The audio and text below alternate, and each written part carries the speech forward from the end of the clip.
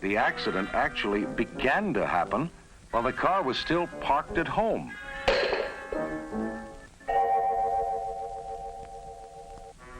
And the driver was supposed to be having breakfast.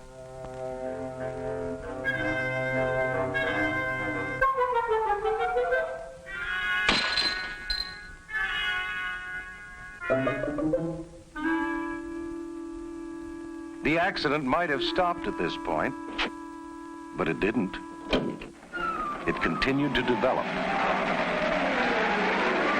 Hey, what's the matter with you?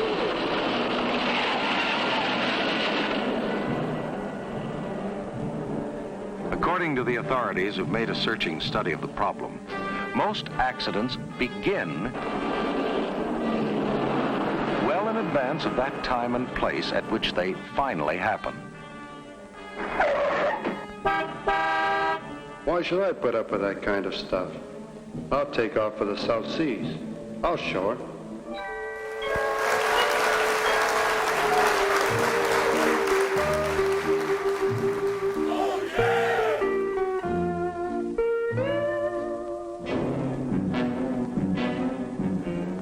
Only a few blocks from home,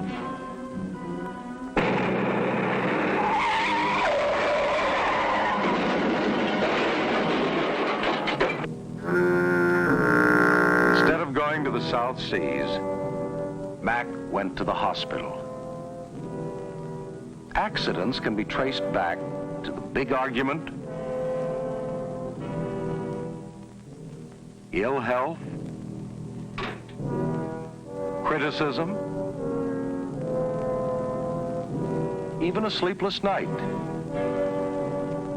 or failure to keep the car in safe running condition. Then there are the more immediate causes. Inattention, which means thinking about anything except the business of driving. And nowadays, driving is so automatic, it's easy to fall into this bad habit. We're apt to see other things and not what's in the road ahead.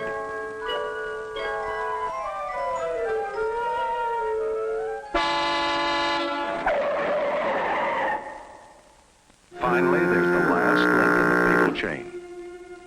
Often something simple, like failure to stop at a stop sign. Violation of right-of-way. Or running a stale yellow light. However, we've said enough about such offensive drivers. This story is for you, whether you're a female or a male. You've got to drive with these characters.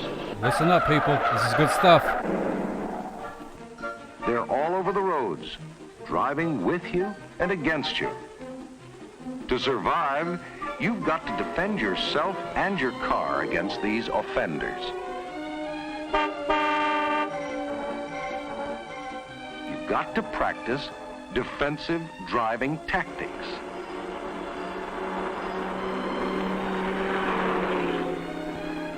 What? Rupert, do you always drive defensively? He said yes. Yes, I did. Oh, my goodness. There we go. Now we got to go. How's it going, everybody? Yes, indeed. Good evening, everybody. Hope you're having a fantastic Tuesday. It's me, your old pal, a sock cop. Yes, indeed. Ben Griffiths over on the Facebook. Good to see you. Good to see you. Let's see. Let's say hey to some folks. Yeah, this is the old Hobbit hole. Hanging out outside the old Hobbit hole here. Doing a thing. Drunkula, good to see you. Weird Paul, yes, indeed. Just another blowhard. Hanging around. Sitar. Smooches for you. Thank you so much for hanging around. Yes, indeed. Chaos. Keeping it clean over there on the YouTubes. Good to see you. Good to see you. Good to see you. Yes, indeed. Oh, Freddy. Hanging Slider 84.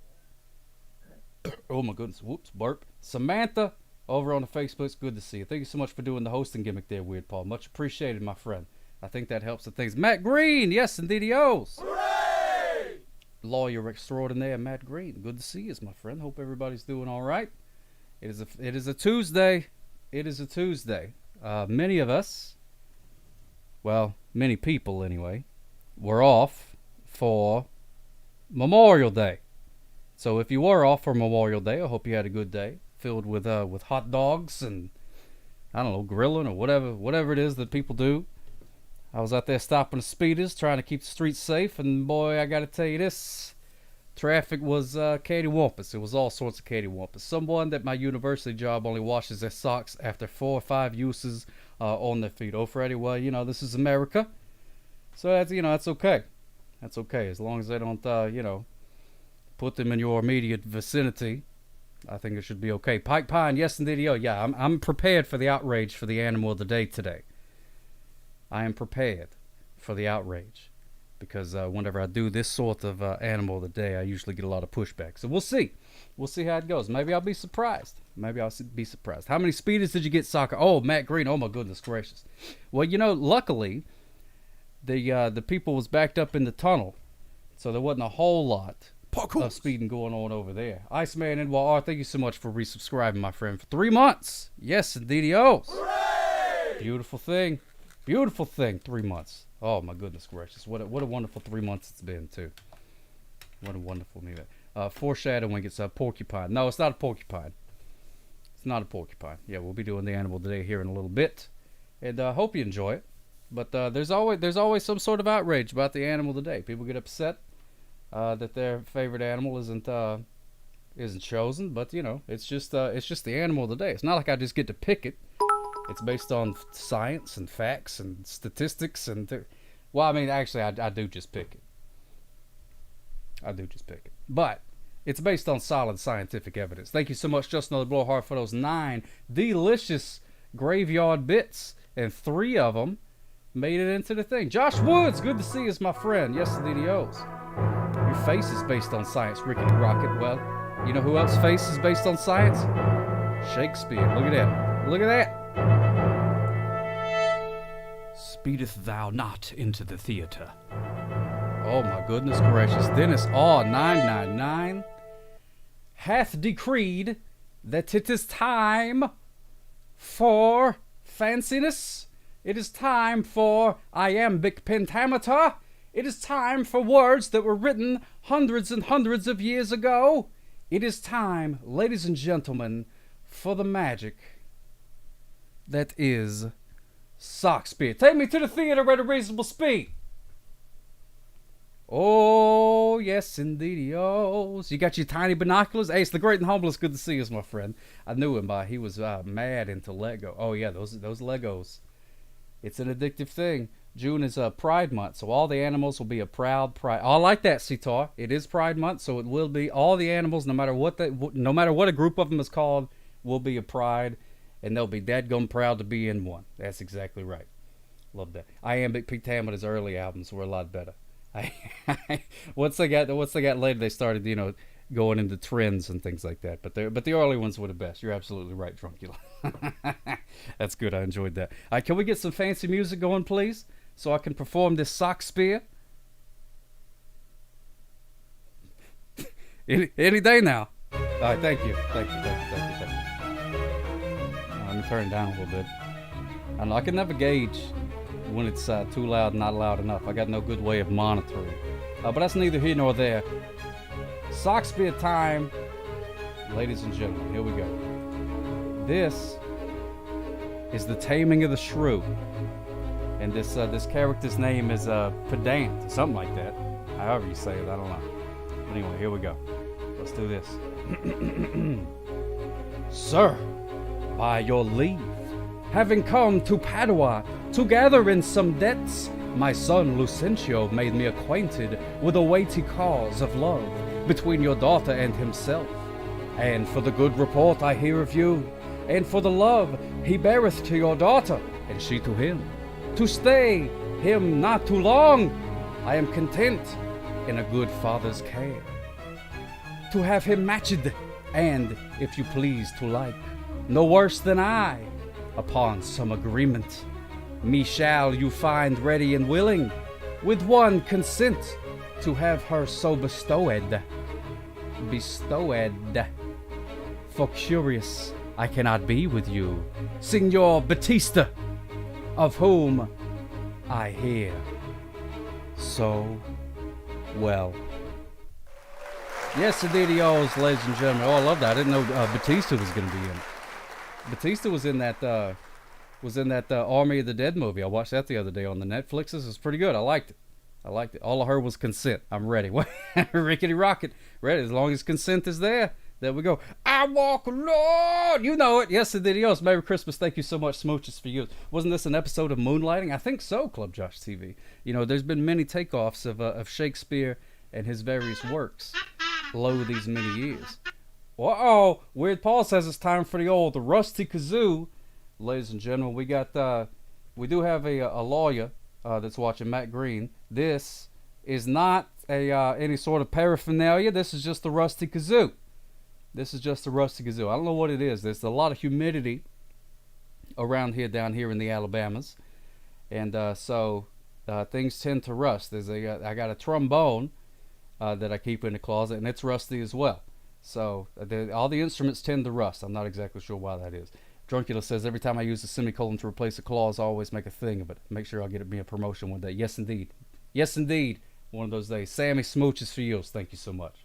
Thank you so much. The one kazoo to bring them all, and in the darkness bind them. Yes, indeed. It's time to play the rusty kazoo. It tastes like pennies, but, dadgummit, Weird Paul has demanded that we play the rusty kazoo, and I am all about customer service. So, it's time to play this disgusting tasting rusty kazoo, ladies and gentlemen. Here we go. Prepare your ear holes for the rustiest of all the kazoos.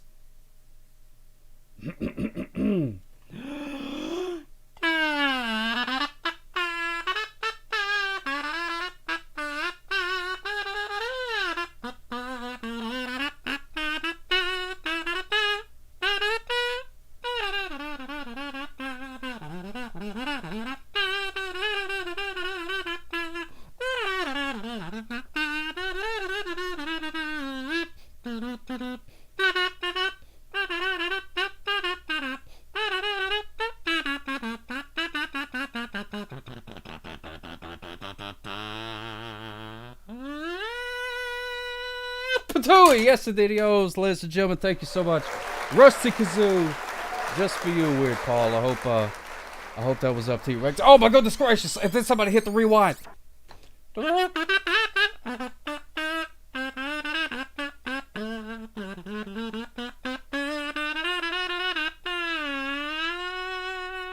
Patooey, yes, the videos, ladies and gentlemen. Yes, thank you so much, Calicott, for rewinding the stream. Which I always forget is a thing until somebody does it. I always forget I have that set up. There we go. What does a kazoo and a baseball have in common? People cheer when you hit them with a bat. Yeah, that's true. That's true, Rickety Rocket. Kazoo, not a very famous instrument. Not very well respected in the world of concerts and things like that. There you go. Calico. Oh, now it's harmonica time. Just Another Blowhard was a very musical show today. Very musical show. Now it's harmonica time. Just Another Blowhard has decreed it to be harmonica time. Klobowski, what is going on? Hey, it's the Outshot. Good to see you, my friend. Good to see you. Oh, yeah! Let me get some. Will you hand me the mouth organ, please? Thank you very much. Thank yous very much. I want and a one, and the toes, and the...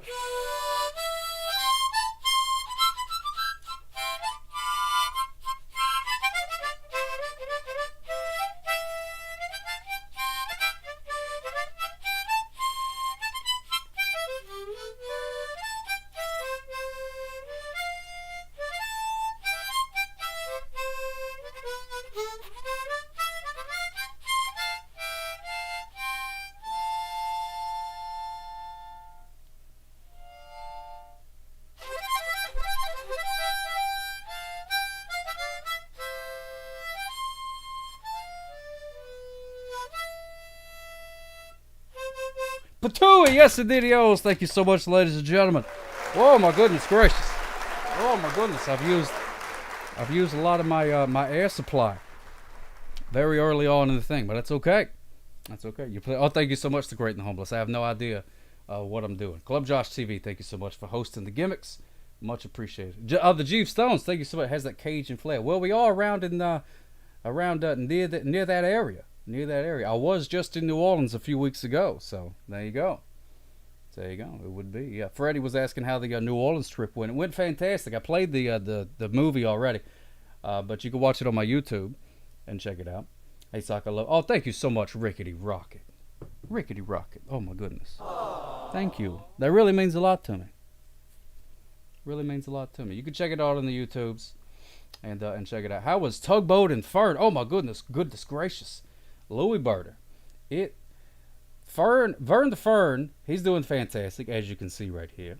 Doing pretty good. And Tugboat's doing great. He's out there, living the dream out there in the desert, doing the things, having a good old time. Thank you so much for asking and more importantly, remembering that they exist. That's fantastic. Love it. Yeah, the first rule of Coin Club. You guys are going to Coin Club. I'm excited about that. Is there a metal club, too? Because that would be something that's probably into the thing. Oh, Techmanac smooches for you. Yeah, Techmanac loves me more. Yes, indeed. Oh, isn't that great? Isn't that great? Oh, my goodness gracious. Low T equals low stress. Oh, is that true? Well, they're trying to sell all these, I hear, like on podcasts and stuff. They're like, do you have low testosterone or low T? Take these things. Or there's that commercial that comes on late at night with old what's his name? The Big Hurt, Frank Thomas. And the people are like, hey, they say, hey, Frank Thomas, hey, look at shoes. What's your secret to looking so good? He says, I take whatever this pill thing is. Cause even me gets low T. And they're like, what? What? I can't believe it. And he's like, that is correct. I use this stuff here and then it makes me feel better. Or something like that. So it's great. I love those commercials. It's so ridiculous. So ridiculous. Can we get a little low T music there, Paul? Can we get a little low T music?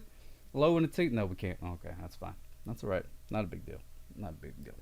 Yeah, I changed the exclamation point potato. If you're watching on Twitch, which is the best experience, then you can type exclamation point potato, and it will tell everybody that you enjoy your potatoes with fava beans and a nice Chianti.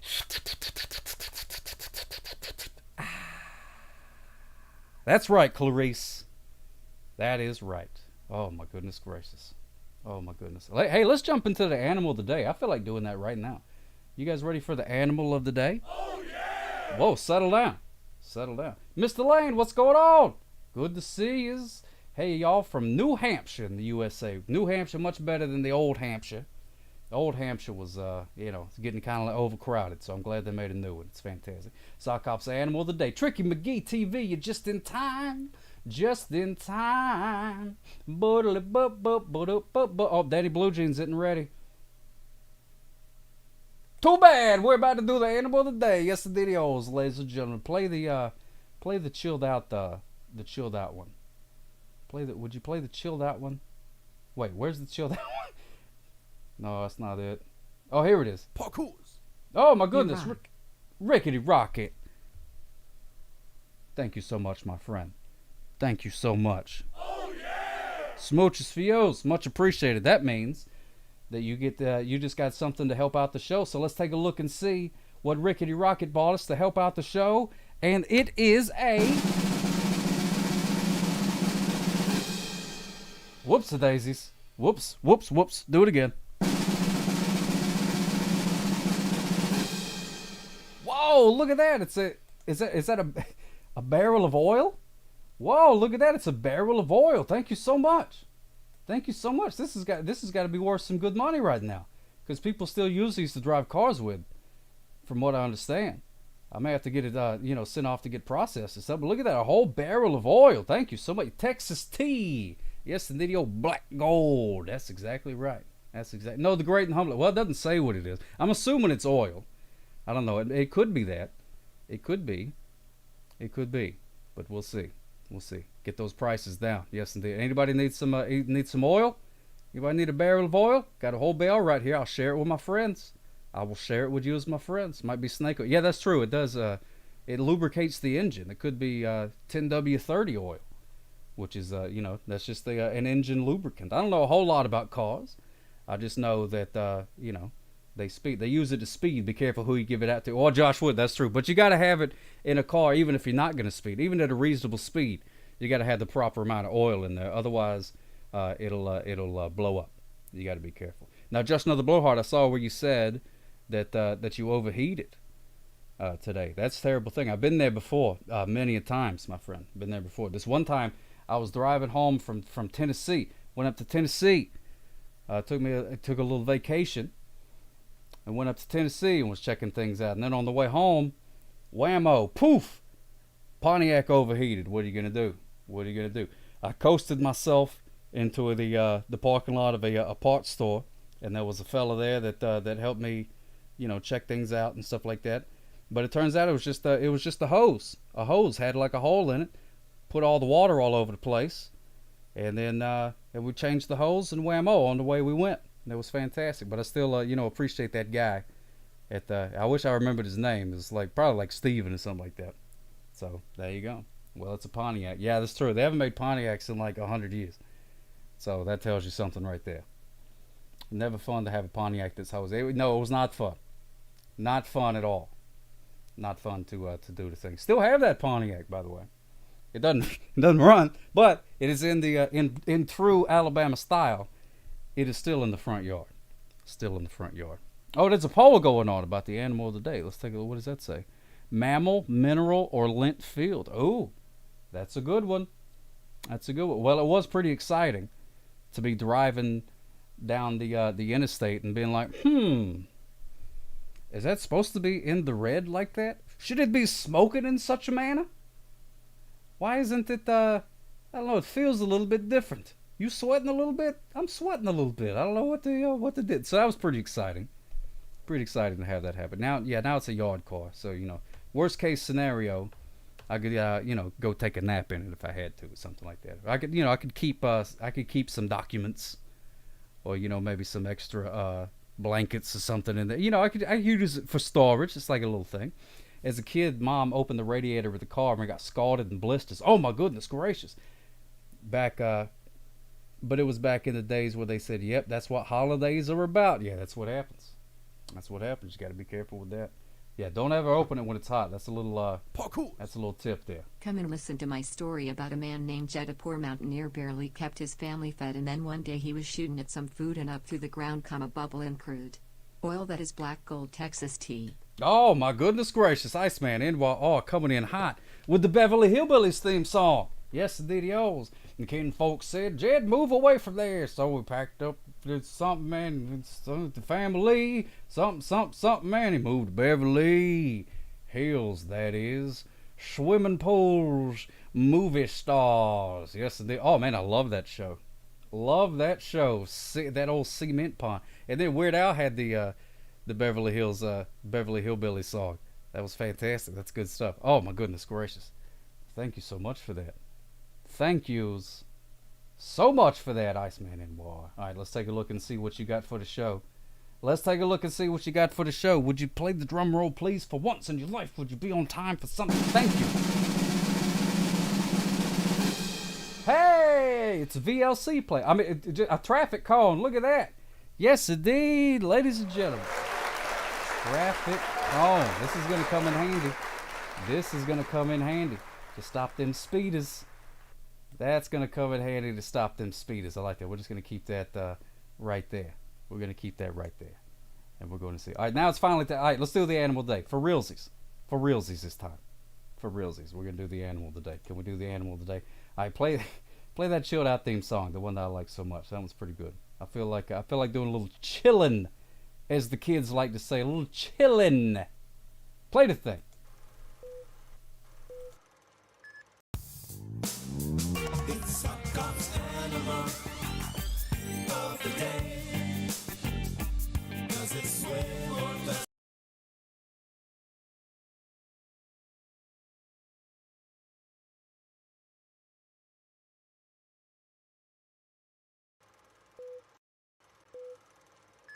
Oh, I was muted. I did it.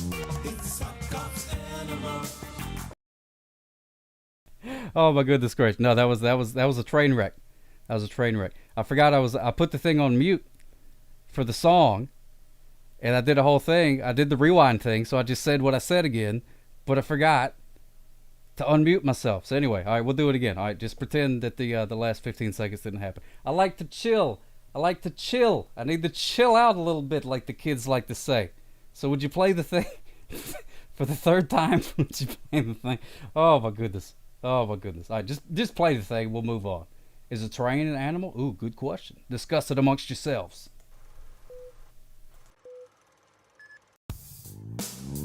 It's a cop's animal of the day. Does it swim or does it crawl? You know what is it all? Some cop's animal of the day. Does it climb or does it fly? Do you know the reason why? Some cop's animal of the day.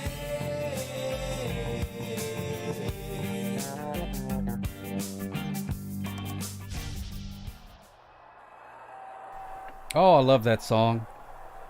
Oh, I love that song. I listen to it every day on the way to work. Listen to it every day on the way to work. It just gets me right in that mood. I'm seeing a lot of good guesses here. Meerkat, baboon, Chilean sea bass, Thomas the Tank Engine. He's sort of an animal, I guess. Prairie dog. Yeah, the VLC player calls it train wreck. That's right. The outshot, I don't know. Be prepared to be disappointed. Always lower your expectations. Anytime you watch my show, I implore you to lower your expectations.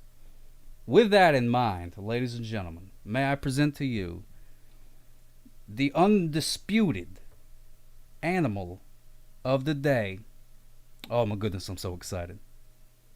It is the Animal Dave Batista. Oh, I like that. But no, it is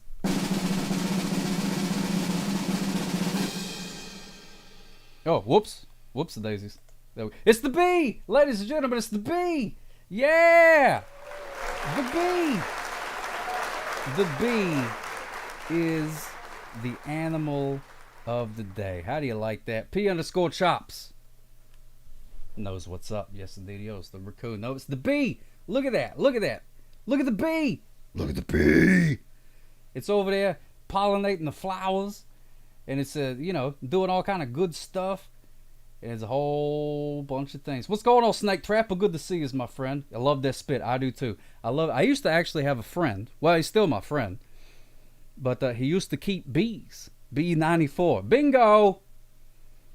And the bees, he had the little beehive thing. He was a beekeeper. He kept bees. Wouldn't let them get away.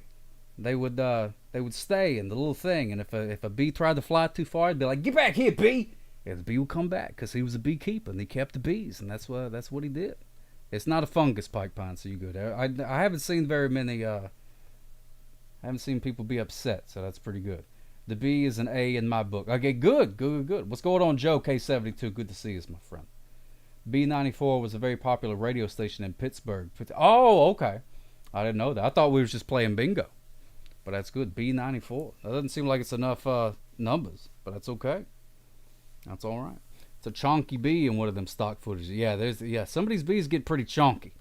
Some of these bees get pretty chonky. Check this out. Did you guys know B94 FM, Pittsburgh's bee music? Now we're gonna play the latest hit song from Bees and the Bee Man. It's called A Buzz. Here we go.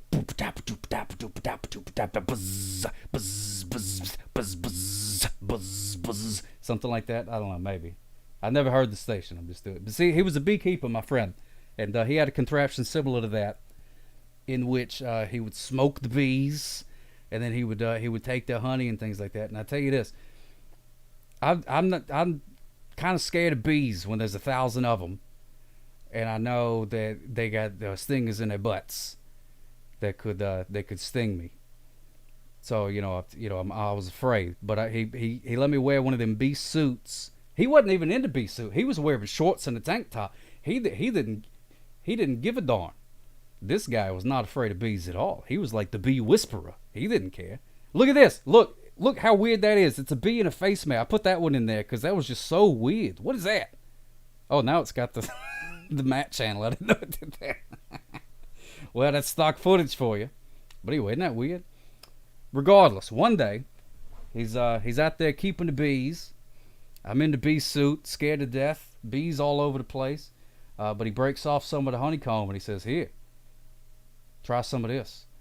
And oh my goodness gracious, it was the most delicious thing I've ever had in my entire life. Bee honeycomb straight. I mean, when you got to wipe the bees off of it, woo, boy. Oh man, that's tasty. I wouldn't recommend, going out into the wild and finding, bees in a tree or something like that. But the honeycomb's big. Yeah. It's not small. No. What is a group of bees called? Well, a group of bees is called a grist, a hive, a nest, a rabble, or a cluster, and maybe more. There was so many names for a group of bees. I didn't know that.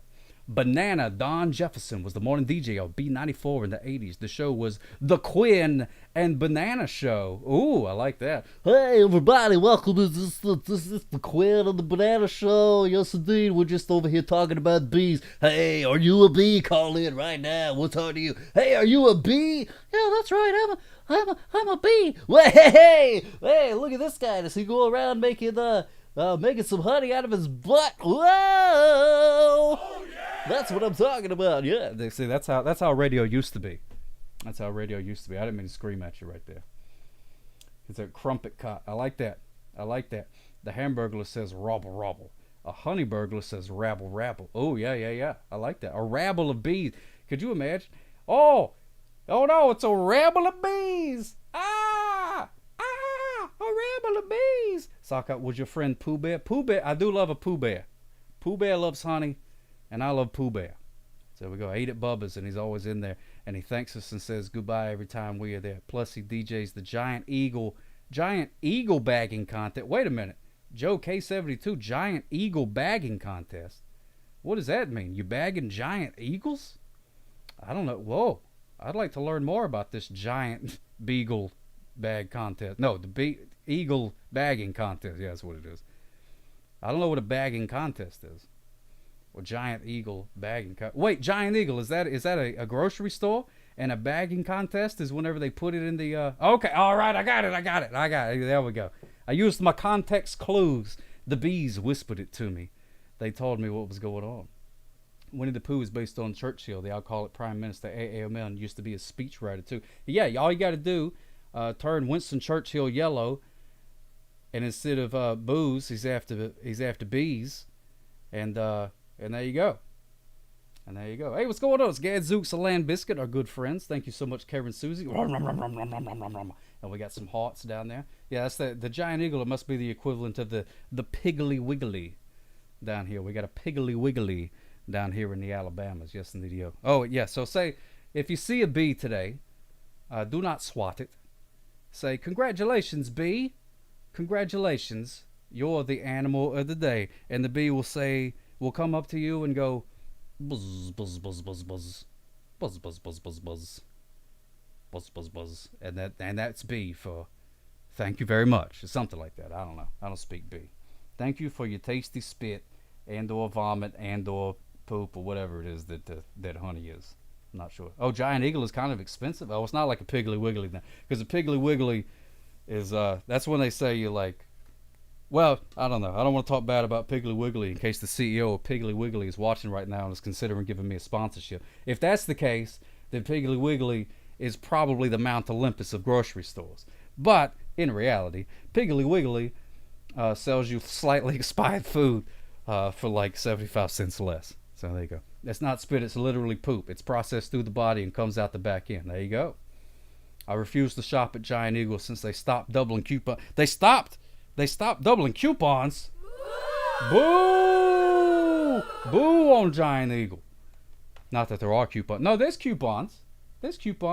You could find the coupons out there. A lot of them are just like digital now. You got to put them on on the app or something like that. I'm going to get a small tattoo of Winnie the Pooh on my butt, so I can always say I got a little poo on my butt. Well, that's that's pretty good. The app, how quaint. Yeah, that's what they do now, though. That's what they do. They have all these all these little coupons and stuff in the app, and they make it so you got to, and then you download the app and it starts sending you all these push alerts and stuff like that, and they're like, hey, come on down to the Giant Eagle, we got 25 cents off of ham.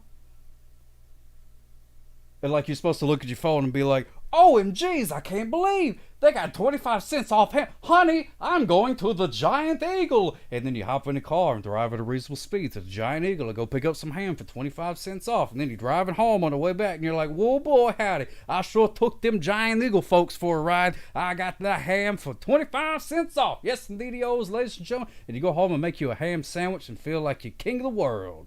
Ooh, look at that ham. Yes, indeed. They got to get you engaged with their metrics and social medias. They need you to like, subscribe, and share for 15 cents off a can of garbanzo beans. Whoa, I didn't know I could hit the button twice. Can I hit it thrice? Whoa, it sounds like War of the Worlds or something like that. Ooh. Do it again. Whoa, that is dank. That's a very good word to describe that. That's a very good word to describe that. The fog is getting thick. The air is getting thick. Smoke is getting thicker.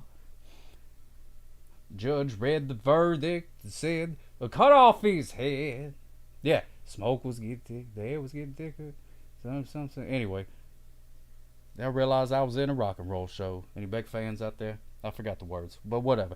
Either it's foggy outside or make that 12 hard-boiled eggs. That's exactly right, Tricky McGee TV. I didn't know I could press it multiple times. That's the first time I've ever done that on accident. I didn't even know I could do that. Had no idea. Had no idea. Oh, I forgot to grab a, whoop. Harmony is dying.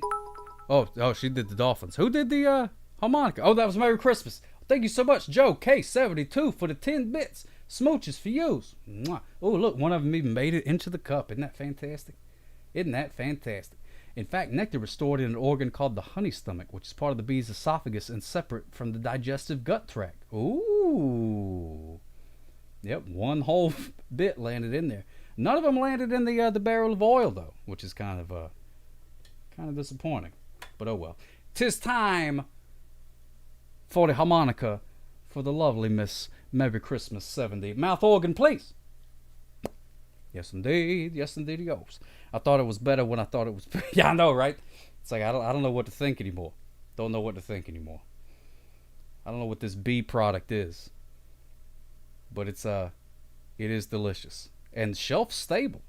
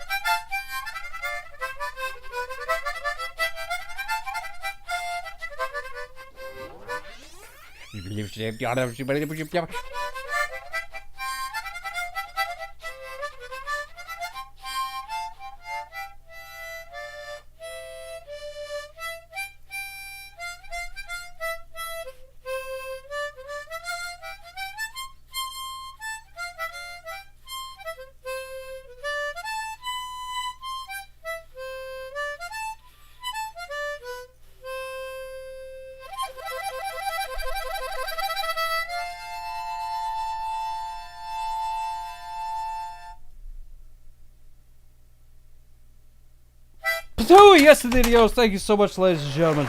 Woo, woo, woo. Oh my goodness gracious. Oh my goodness gracious. Great and humblest. Thank you so much for redeeming those hearts. Much appreciated, my friend. That's fantastic. I saw a video on YouTube with someone on your staff messing around with a couch. Whatever happened to it? Oh, that couch eventually was set on fire. Set on fire. Pants o'clock. Oh, thank you so much. Much appreciated. I don't agree with you, but I appreciate you saying that. That's very, very sweet of you to say. Yes, the deal. Yeah. Oh, Jason Neubauer, ladies and gentlemen, Jason Neubauer, fantastic guitar player. Thank you so much for stopping by, my friend.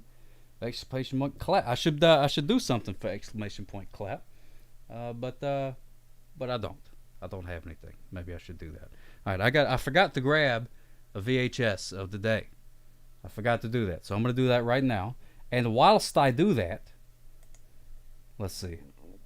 Oop, pardon me. What are we going to watch? Will it start this thing over again? No, don't do that. There you go. We'll watch this garbage for a minute. They're all over the roads, driving with you and against you. To survive, you've got to defend yourself and your car against these E.T.? offenders. That's a good idea. You've got to practice defensive driving tactics.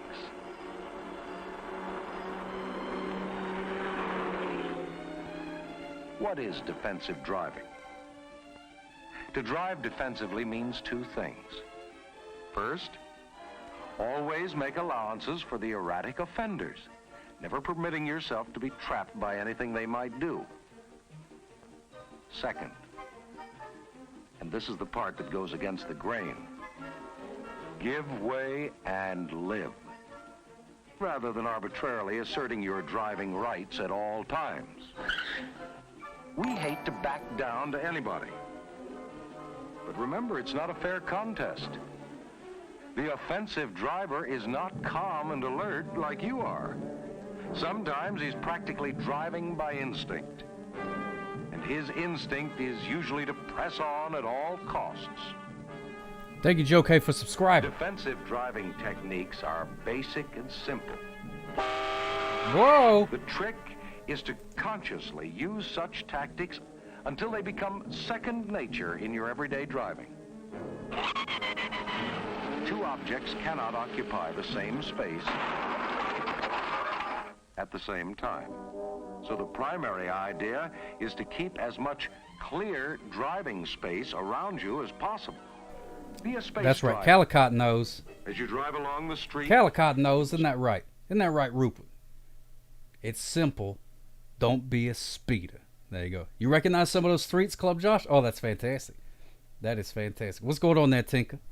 You doing all right? Everything good? All right, so you suggested E.T., and it just so happens, oh, pardon me, that I've got E.T. right here. Look at that. Isn't that great? And I was like, whoa. Whoops-a-daisies. Check my messages. Oh, my goodness gracious. What did I do? What did I do? Ate too much again tonight. Oh, splashy pants. It happens. It happens. And I thought, yeah, that's what I thought for a second. I was like, wait, this thing is shrink wrap? Well, I can't do that because obviously it's rewound. But look at this. The top of it is not. It's still open. It's open on the top. So I don't know. Does that mean it's rewound or not? This is the top part of it is green. That's why it's disappearing. But it's not sealed. Not sealed. So there you go. So place your bets, ladies and gentlemen. If there's a thing going on. If not, then just say it to yourself, I suppose. I'm not sure. We'll see. Hold on. Doodle-doo-doo-doos. Gotta load up my thing. I remember when E.T. was first put out on the VHS. Oh, do you really, Joe K? What do you remember from that? Were you like, oh my goodness gracious. Let's do the, let's go to the store and get the things. You missed betting? It should be there. Hold on. Let me see. If it's not good, I can start it. If it's not, I don't know. Maybe none of the mods are watching. Doodly doo doo doo doo doos. Where's the start of prediction? Doodly doos. Doodly doo doo doo doo doos. Doodly doo doos. No, do another one. No, go back. How do I do this? How do I do this? Doo doo doo. Start a prediction. Oh, there we go. All right. Is the VHS rewound? There we go. Start. Boom. I did it my dadgum self. There we go. I phoned you, sock left. Oh, okay. Oh, my goodness gracious. I haven't turned the phones on. But I can do that. I can do that. We'll do the VHS of the day. Then we'll take some phone calls. And then we'll all move on with our lives. How does that sound? How does that sound, ladies and gentlemen? On Thursday, you asked your parents to buy it? Oh, that's fantastic. You have any hard times to daddy? That's exactly right. That's exactly right. Weird Paul saw E.T. on April 17th, 1983. Did you happen to write down your star rating? Did you say what you thought about it? It's 1 hour, 55 minutes long. Oh, we can look at the drawing. Yes, indeed, ladies and gentlemen. Let's look at the drawing real quick. Has anybody done anything with the drawing? 4 stars. Hey, now. There you go. Oh, look at that. Oh. Smooches for yours. Thank you so much. Yeah, I left it because the only thing that was there was this picture, which is awesome. Train wreck ahead. Watch Sock Up on Twitch. I love that. Applies to the original version only. Well, there you go. That's true. Wait, did they go back and do a did they do the Star Wars gimmick to it where they added in a bunch of like extra aliens and stuff? I haven't heard about that. I'm sure it happened, but it's Steven Spielberg's the Extraterrestrial. Oh, they digitally removed the. I remember hearing about that. Yeah, I remember hearing about that. Oh my goodness gracious, that garbage! Get out of here with all that garbage. Oh, smooches for yous, whoever wrote that. Smooches for yous. Oh, on Thursday, I will be doing my my interview show. My good pal Amanda Rochelle is going to be stopping by. It's going to be fun. She's had a very interesting life. Got to work on TV shows and movies and things like that. So I'm interested to hear what kind of stories and things she has to say. So there we go. Let me see how the things go. Is the VHS rewound? It is almost over. There we go. All right. E.T., ladies and gentlemen. I hope you have your bets placed. We're about to find out. I got to turn it upside down to see if it's rewound or not. But if you haven't seen E.T., it's filled with unparalleled magic and imagination that made audiences around the world laugh and cry. Ooh, it's high praise. High praise. It's the moving story of a lost little alien who befriends a 10-year-old boy named Elliot. And no mention of Drew Barrymore. I guess they're not friends, technically, according to the back of the thing. Overflowing with memorable performances, a stirring musical score, and scenes of wonderment. E.T. invites everyone to share the thrill of its magic touch. It's more than a movie. It's an experience you'll never forget. You'll never forget it. Never, never, never forget it. All right, let's find out if it's rewound or not. Drum roll, please.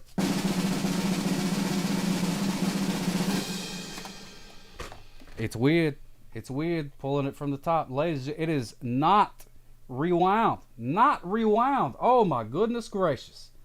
Oh, my goodness. It is not rewound at all. Can we get it? Is there a good angle where we can see that? Not rewound. Not rewound. But look at that fancy Universal sticker. Ooh. Universal. Ooh. Isn't that swanky? Boo! Oh my goodness gracious! Oh my goodness! See, I think the shrink wrapping threw a bunch of folks off. They thought it was probably going to be rewound, but it totally wasn't. But it is green, so it will just disappear into the hobbit hole. Isn't that neat? I lost. Can I call in to have you make me feel better? Of course, my friend. Of course. All right, let's see. We're going to, I think the phone line should be open at this point. Form a queue. Tinka is going to call in. I have a green one and a not green one in my collection. I think I had a not green one. I may still have it somewhere, but I went through, I was trying to downsize, so I was getting rid of a lot of the duplicates and things. Oh, give me your points. Oh, sorry about that. I got to choose the outcome. I'm sorry. I'm not used to, having to do this myself. Normally I got helpers. Not rewounded. Complete prediction. There's your points. Yes, the video. The great numbers. Thank you for reminding me because I totally forgot. There we go. I had a not green one, but now I think I just have the green one. I think I got rid of the other one, so I was like, bah. I like the green one. It's cool. How many of these do I need around? Cool. And got rid of them. Splashy Pants. Thank you so much for subscribing. Yes, indeed. You got the DVDs that have both versions on. Picked them up for $10 each at Target. Hey, that's not bad, Joe K. That's not bad. Pretty good deal. Oh, we got a phone call. Wait, let me answer the daggum phone. There we go. What, is it working? Parkours. ET's face was modeled after poet Carl Sandburg Albert Einstein and a pug dog.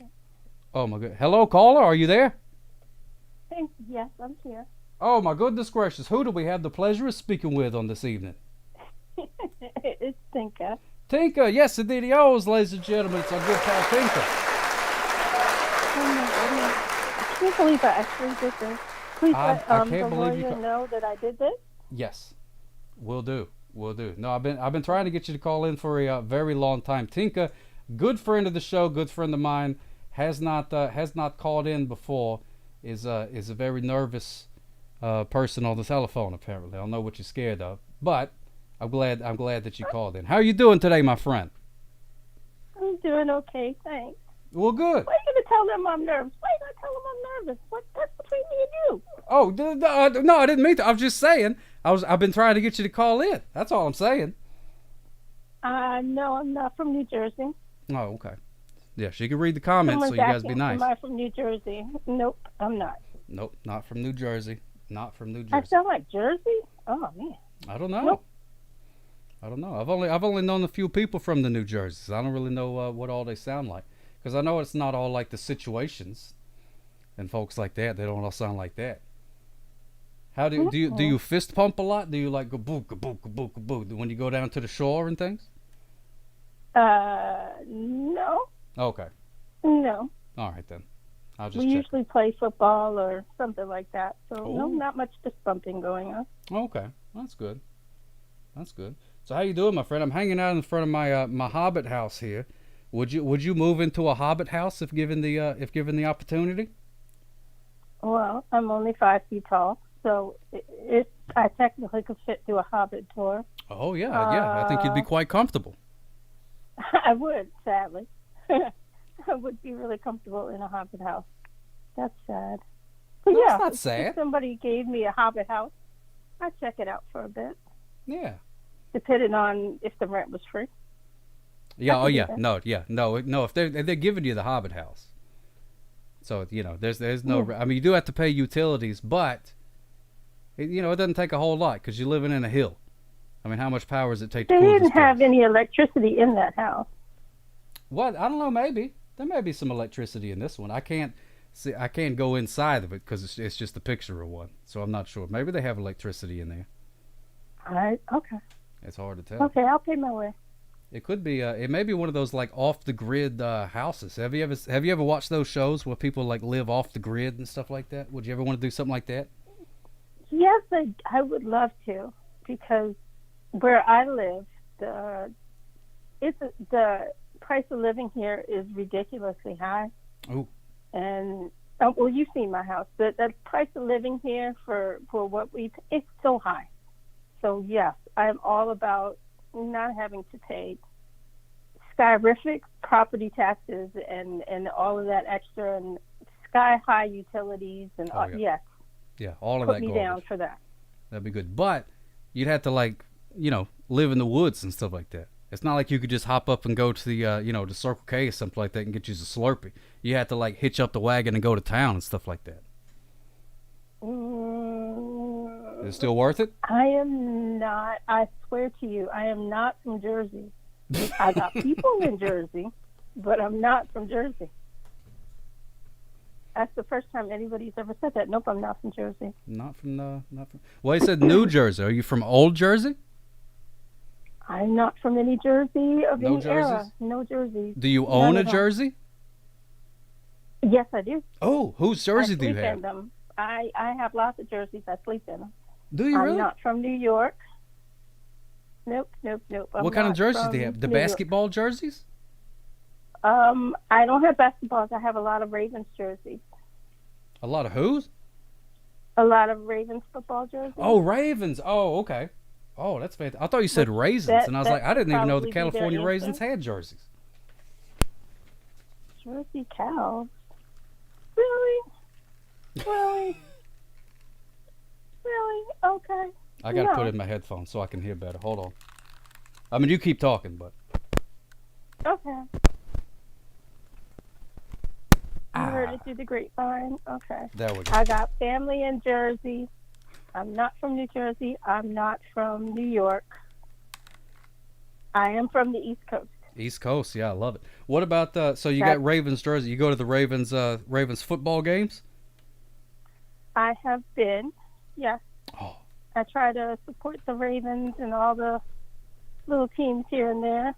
In which state do I live? What's my favorite cheese? Oh, that's a good question. Mozzarella. Oh, mozzarella. That's the stretchiest of all the cheeses. Yes, Land of Marys. Good looking out. There you go. Smart person. Yes, Land of Marys. That's exactly right. That's a beautiful Baltimore, thing. D.C. area. Yes, that is where I'm from. Yep. It actually lives in the White House in Washington, Favorite D.C. 80s wrestler would probably be one of the Four Horsemen. Oh, the Four I Horsemen. won't say. Someone's asking who's my favorite 80s wrestler. Oh, yeah. Ric I Flair. would say Sid Vicious, but he scared me. Oh, yeah. Sid's pretty scary. Ric Flair, one of those guys. Yep. Arn Anderson. Arn Anderson, I remember, but probably one of the Four Horsemen. Those are pretty good.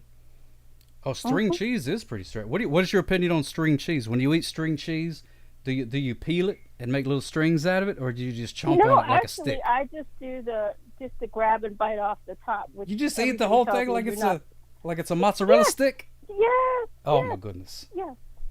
Well, that's okay. I know. It's tacky. I know.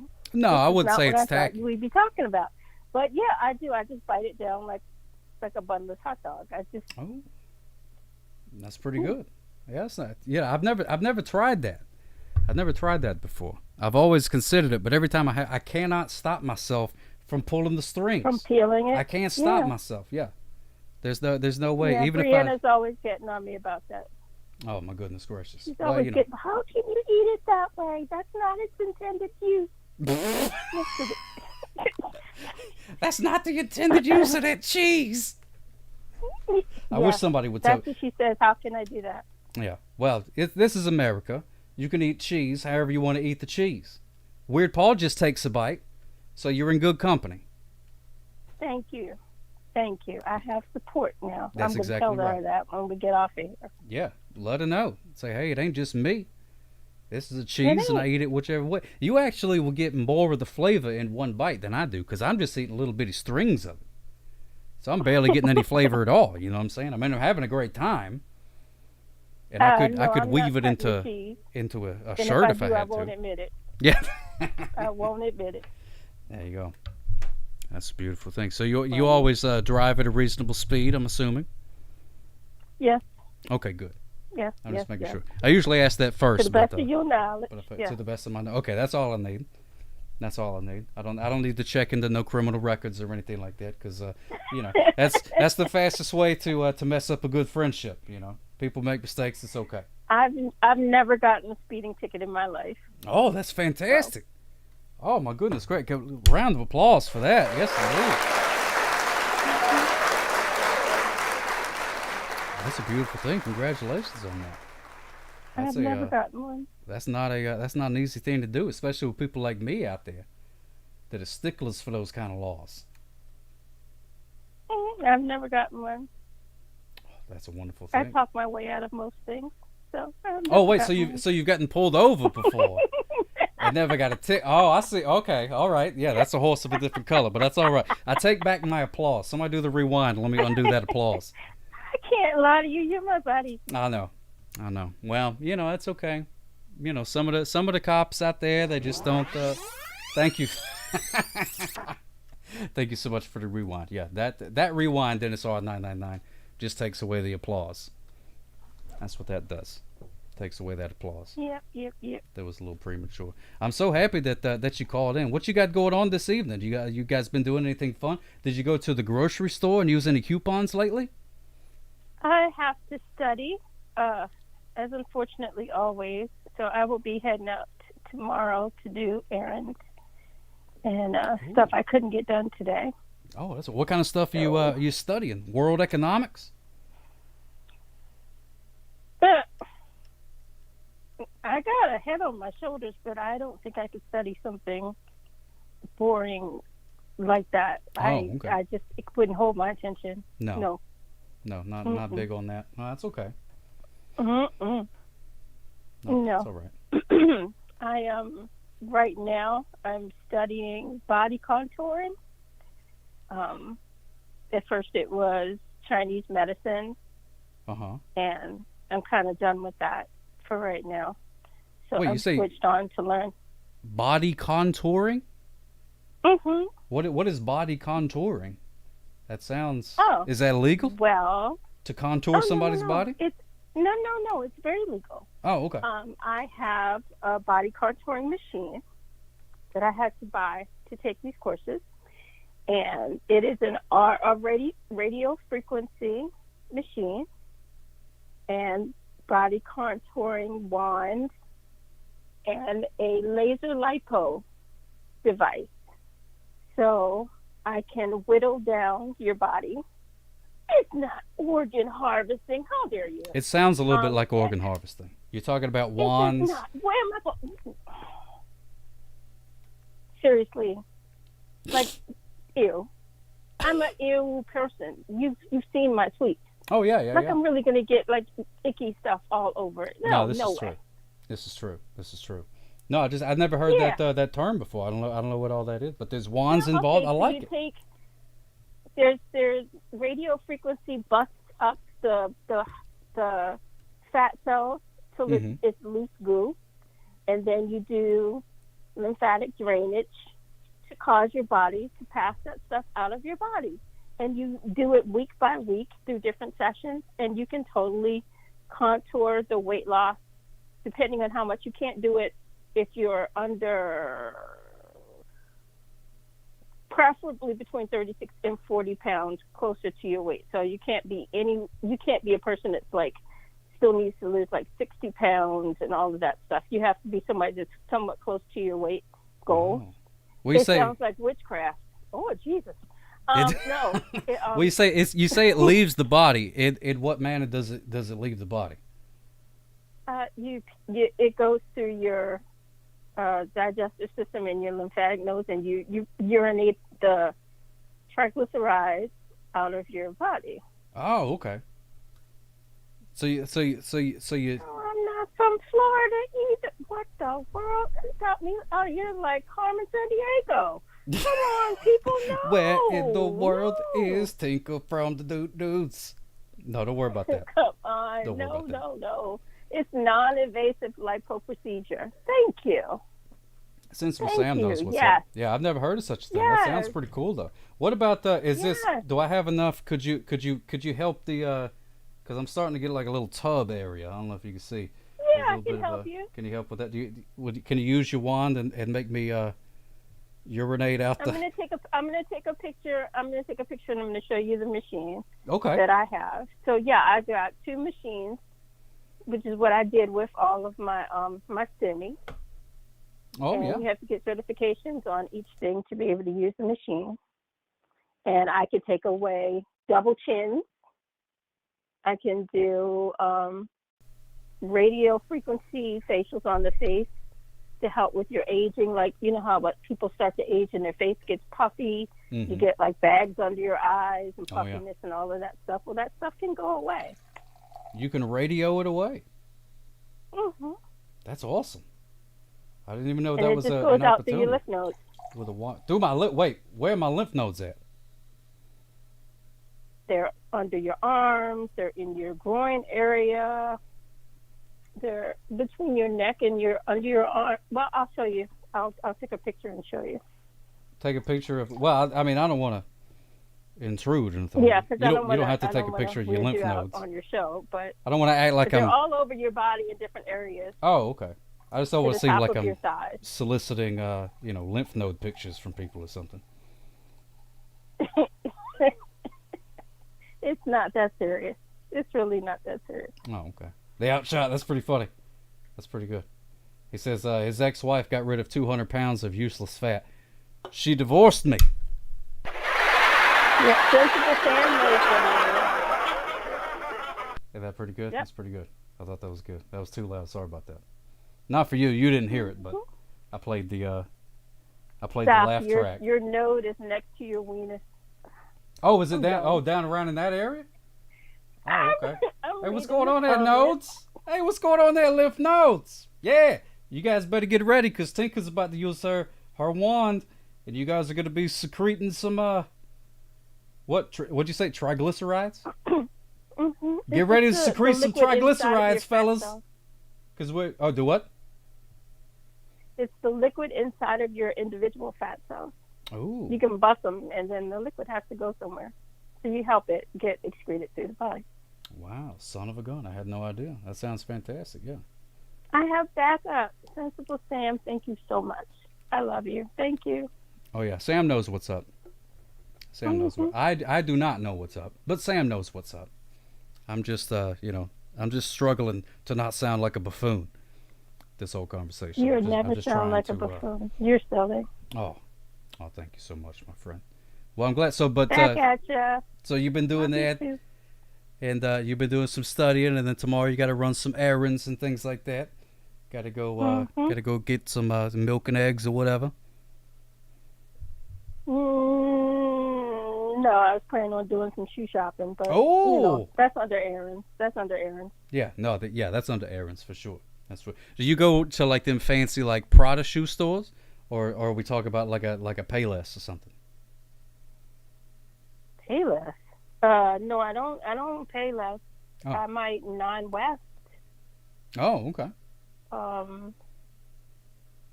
don't like cheap shoes. Oh, okay. Yeah, that's good. So Yeah, we do like a Nine West. I like that. I don't even know what that is, but it sounds good. They don't have Nine West in Alabama? I don't know. Maybe they do, but I have no need for shoes, so I don't really pay much attention to the places. I don't think Payless is still around. I think they closed that stuff. I don't know. I think they did. Not my shoes, not my problems. What I say. Yeah, but you're a guy, and guys, shoes are different to a guy. Yeah, that's true. Yeah, that's true from what I hear. But it's just me and my oil barrel and my my traffic cone, so I don't really worry about that. But that's good. I'm glad you're going to be going to get you some shoes. That's fantastic. Need those to protect yourselves. We have to ask the lawyer. I'm sure she'd have a different answer. Yeah, probably so.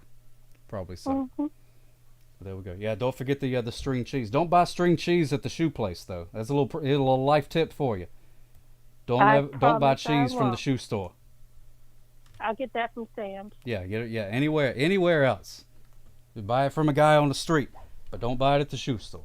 I will not buy cheese from a man on the street. It won't happen.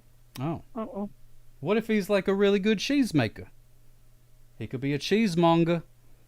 Maybe his daddy and grandpappy was cheesemongers and they was famous, and he just moved to this country. He's trying to get, he can't afford a store yet, so he's having to start small on the streets. I'm gonna need it to be refrigerated, sir. Well, he's got no. Get with you if it's he's got a cooler. Street. I'm sorry. He's got a cooler. He got a cooler. Yeah, he's got a cooler. It's totally cool. No, I'm no thinking cheese about for my you. dairy. Oh, okay. Well, that's fine. I understand. See, for me, I don't really have to worry about things like that because I eat the cheese, and even if it's bad cheese, I mean, it ain't got that far to go, and then it's gone. Yeah. It disappears into wherever it goes. I don't know, but it's not there long enough to cause me a problem. So there you go. Well, Tinka, sweetheart, I like a good cheese, but I can't get it off of the street corner. No street cheese. No street cheese for Tinka. So all you guys that was thinking about converting your hot dog cart into a cheese cart, Tinka will not be patronizing your business. I can't support you. Cannot support you on that can't one. do it. No, but that's okay. What will you buy on the street? Will you buy a hot dog from a guy on the street? Yeah, I'll get a hot dog. You get a hot dog? Oh, okay. But no, what about a bowl of cereal? No. No. Okay. All right. So it's the dairy. All right. That makes sense. I was just trying to figure out, Fried cheese on a stick. Ooh, that's a good question. Maybe. I don't know. Because once it's fried, then it's basically sort of like it's like frozen in carbonite. It's good forever. Once it's fried, it boils all the germs and stuff away, right?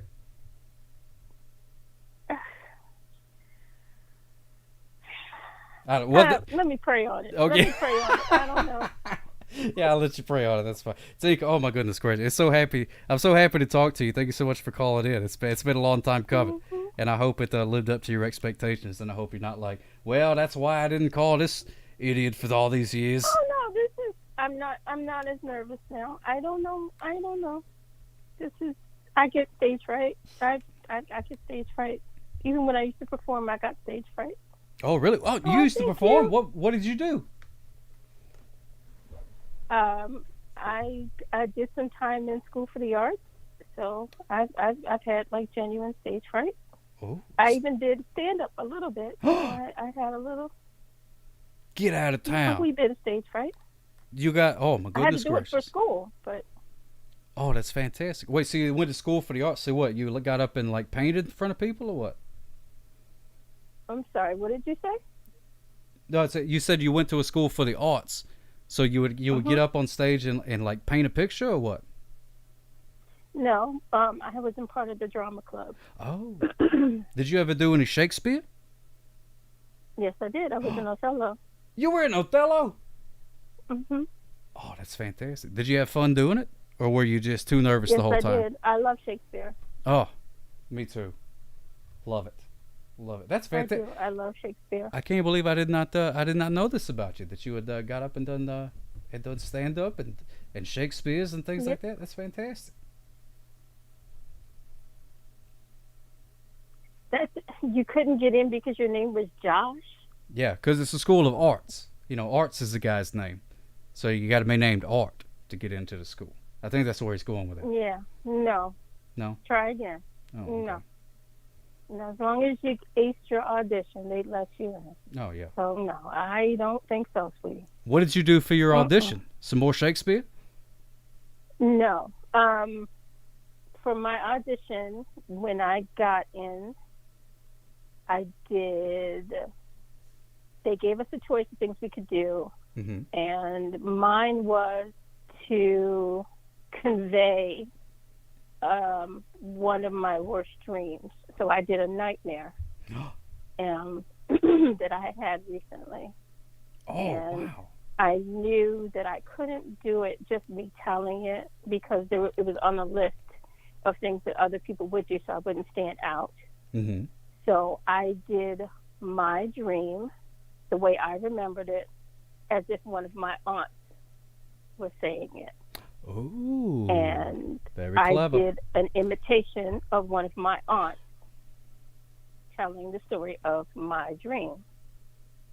So That sounds it was fantastic. enough that I could change my cadence and my mannerisms enough to tell it, that they could tell it wasn't me. Oh. Do you have it And recorded that on got me VHS in. somewhere? I want to see it. No, not the audition. No. Oh, you don't have the audition record? Oh, okay. What about They the didn't other let us stuff? record anything. Oh. That was up to them. I'm very grateful that they do not record everything like they do now. Yeah, that's true. My stand-up was every other word was a cuss word. And thinking back of what I used to be, I would not want that. Oh, you out wouldn't want there that on out there social floating media. around? Yeah.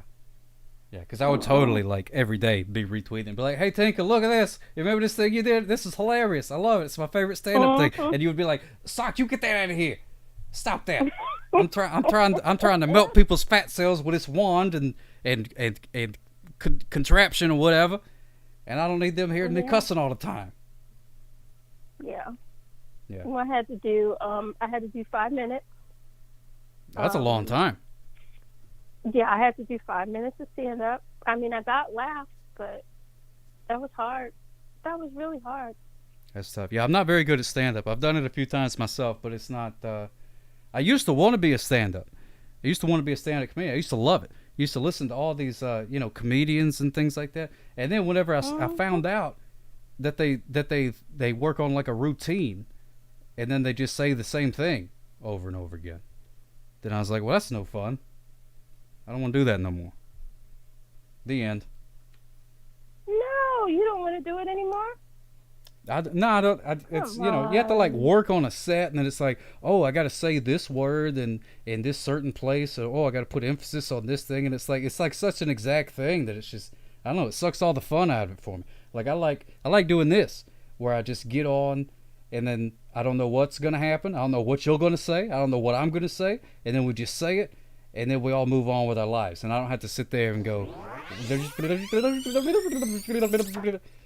And I don't know what you're going to say, and I don't know what I'm going to say, and then we just, say whatever we say, and then we move on with our lives. So we don't have to sit there and like micro-examine all the things and say, oh, well, I should put a little pause here, or a little emphasis there, or a little bit, get out of here with that garbage. That's boring. It's fun. It's fun making people laugh. Well, it is fun making people laugh, but I don't want to work for it. I can slip on a banana peel and make people laugh. You know what I'm saying? No, come on. I want it's to be just able too to much tell work. people I know stand-up comedian that's out there doing it with a sock on it. Come on now. Well, I mean, I have done it. There's videos on YouTube of me doing some stand-up comedies. That was, I know. I want more. But I did those jokes, and then, well, what happened is I kept going to these open mic things, and the people, I would see the same people there, and I'd be like, oh, I wonder what he's going to say this time, and it's like, oh, he said the same garbage he said last time, and then the next person would come on and be like, oh, what are they going to say this time? It's the same thing they said last time. And I was like, well, that's boring. Did you get hecklers? No, I didn't get heckled. People are either just totally ignore it, or they're like, hey, that's pretty funny. And there's no in between. People are not upset enough about it to like do anything about it. They'll either be like, hey, that's funny, or I'm just gonna look at my phone for a while until this guy shuts up.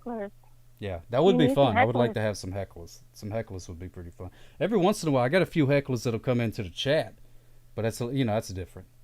That's different. No, you need hecklers while you're performing, because believe me, that will mix things up. That would be fun. Yeah, that'd be fun. But then, like buddies of mine, like Adam Lucidi, he would do a lot of crowd work. He'd be like, "Hey, you guys, any newlyweds in the house? Hey, everybody, look at it, and do the thing and talk to that." So that's a little bit different. Mm-hmm. But it's I don't know. What ended up happening was I got my jokes in, but because I had to do it in front of high schoolers. Oh. Because I was in high school. Mm-hmm. Kids are mean. Oh yeah. And kids are mean. Yeah, there were hecklers. You had high school hecklers? Oh, that's a good band name. High School Heckler. What ended up happening was I got heckled. Uh-huh. And that made it, I don't want anybody to dislike me, like, she's an awful person, but where I come from, I don't know everybody has to do this wherever they live. Mm-hmm. We call it playing the dozens, ripping on somebody or cracking on somebody or something like that. Oh, yeah. We called it jankin'. Jankin'? Yeah, that's what we called it. Okay. Never heard that before, but jankin'. Okay. We do that here where I live when there's nothing else to do. Mm-hmm. And we can do that for like an hour. Oh, just making fun of each other. Oh, yeah, that's fun. That's a good time. That's a good time. So I've done that with my cousins or with people in the neighborhood. I usually have one loaded. Yeah, so you were ready for that. You were ready for that. Yeah. So that made it fun for me when I was nervous and messing up. When people wouldn't laugh or would say something mean, I got a chance to get back at people with what they were saying. In the UK, it's called banter. Oh, I like that. Okay, well, where I come from, banter can get you beat up. Unless you can get they'll bang you in your mouth if you get too good. But here it's called cracking on people. Cracking, I like that. Yeah, cracking on people, and I got to be kind of good at cracking on people. So if somebody doesn't like what you say here, they catch you around the corner and you'll catch one in the jaw. Ooh. But because I was on stage doing it, I felt like either I'm going to get a good grade or whatever's going to be, but they said it to me, I can get what I want to get now. Yeah, that's right. It was people that I didn't like. People that said whatever they wanted to say, and they were just as mean as they wanted to be. And I got a chance to just, I got a chance to be as mean or as crude or as whatever as I needed to be, and everybody laughed. Oh, I like that. So I got a chance to get all those people back and still got my jokes. That's why I think stand-up was good and fun. It was hard because you had to write jokes and this, that, and the other. Right. But being able to get those people back made it fun. I think you should keep doing it, man. Yeah. Well, maybe I should. I'll never do it again, but you have a chance. I'll never do it again, but you should keep doing it. You should keep doing it. I like that. Yeah, it's pretty good. What's going on there, Nephew Dookie? Lolo Frosty. Yes, indeed he owes. Sippy Shark said, how about a heckling speeder? Well, just like you were talking about, Tinka, being up on stage, you have the power.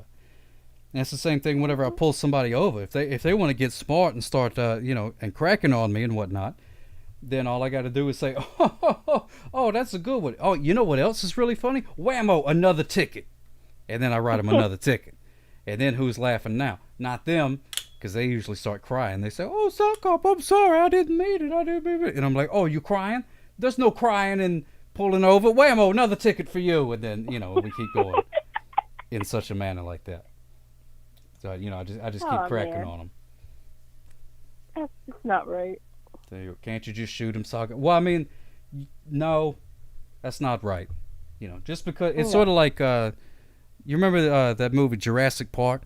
And then that fellow with the chest hair, he's like, they said, they spent so much time figuring out if they could do it, they never thought about if they should do it. It's one of those kind of things. I mean, like, you could, but should you? No, you should not. So, there you go. No, you should not. No, should not. So, no. I love it. I love a good tears talking about don't give me the tickets and things like that. So, no. But handing out the tickets is that's a fun thing to do. Tinka, this has been fantastic. I had no idea that you had so much stage experience. I really do wish that it would have been recorded, so I could see it. But it's kind of good that it wasn't recorded, because I think probably my imagination is going to be better than any sort of reality that ever could be. That's usually just the way that it works. I think what I mean, you know what I mean? It's like usually things are never as good as you imagine them to be. Yeah. Am I right or am I true. wrong? No? Okay. Yeah. Are you with me? No? I don't know. Well, I was just saying, sometimes you're like, oh man, it would be great if this happened, and then that thing happens, and then you're like, well, I mean, that was cool, but it wasn't as cool as I thought it was going to be. But if I haven't seen you do it, then I can just picture anything that I want. You see what I'm saying? Yep. Am I making any sense? Yep. Okay. I can suck or I can be as good as you want me to be. It's yeah, all there up you go. to you. That's what I'm talking about. Yeah, I like it. I like that. But you're never going to do it again. Do you have the itch to perform at all?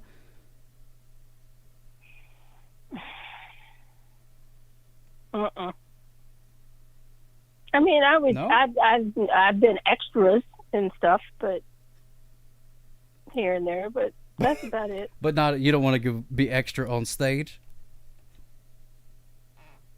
You don't have that Well, I'm just saying, because you went to a school for the arts, so I'm assuming at one point you So you're asking felt... me why did I waste it?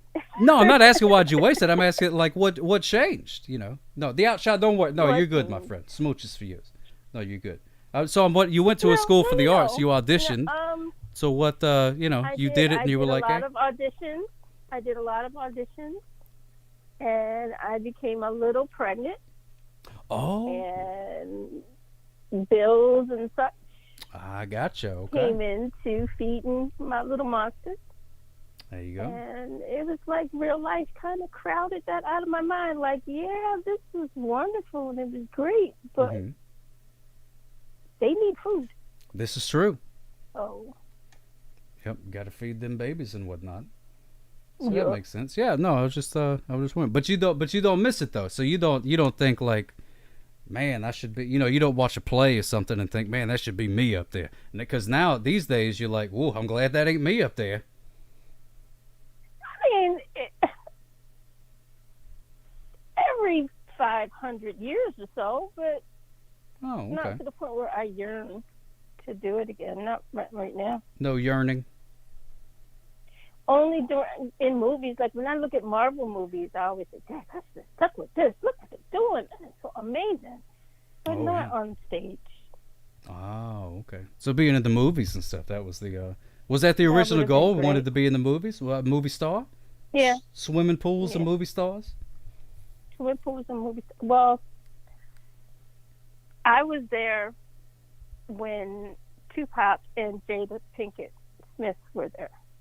Oh. So Wait, what do you and mean Michael there? German, the drama Parkour. department was divided into 4 parts. Uh-huh. I was in the part where Michael German, who went on to be big on the New York stage and Broadway, Uh-huh. and Jada Pinkett and Tupac were in another part. So we would see each other back and forth in the hallways and behind the scenes of productions, but we were not in each other's pods. Oh. I have seen them, and Jada, we pass each other. You know, my niece's name is Jada. My sister named her after Jada Pinkett Smith. Oh, I didn't know that. Yeah, we saw each other back and forth, but never like anything close. But we were all there at the same time working in the drama department. Oh. So, of course, when I see her on stage and doing what she's doing, it's like, I wanted to be in the Matrix too, because, oh my gosh, we started at the same thing, and dang it, of course she is. But stuff like that, not like every day, oh my gosh, I wish I could get back into it and this, that. No, it doesn't happen like that. Right. Just little things like that. Wow. So, wow, I had no idea that. So you went to, it was at the same school you're talking about? With Tupac and Jada Pinkett Baltimore Smith? City School for the Arts, yeah. Oh my goodness gracious! I had no idea. I can't believe you waited till this long in the conversation to bring up Jada Pinkett Smith and Tupac Shakur. I should have led with that. You should have led with that. Hi, my name's Tinker. I went to the same school as Tupac Shakur and Jada Pinkett Smith. Anyways, you had me over here jibber jabbering about coupons and string cheese, and meanwhile you got Tupac Shakur in your back pocket. Come on now. That's hilarious. But no, that's fantastic. That's good. That's a very wow, that's a very interesting story. It's kind of similar to mine, except I didn't actually pursue any of my dreams. Well, what were your dreams that you didn't pursue? Well, I just thought about it. I was like, hey, wouldn't that be cool to be in the movies? And then it's like, hey, maybe why don't you go to a performing arts school and learn to act? And I'm like, nah. I just want somebody to just like call me up one day and be like, hey, I need somebody for this movie. You want to do it? And then I'll be like, yeah. And then all of a sudden, movie star. I don't want to put the work in. There's a theme here, Tinker. To be discovered. Yeah. There's a theme here, Tinker. Sockop is pretty lazy. Pretty lazy.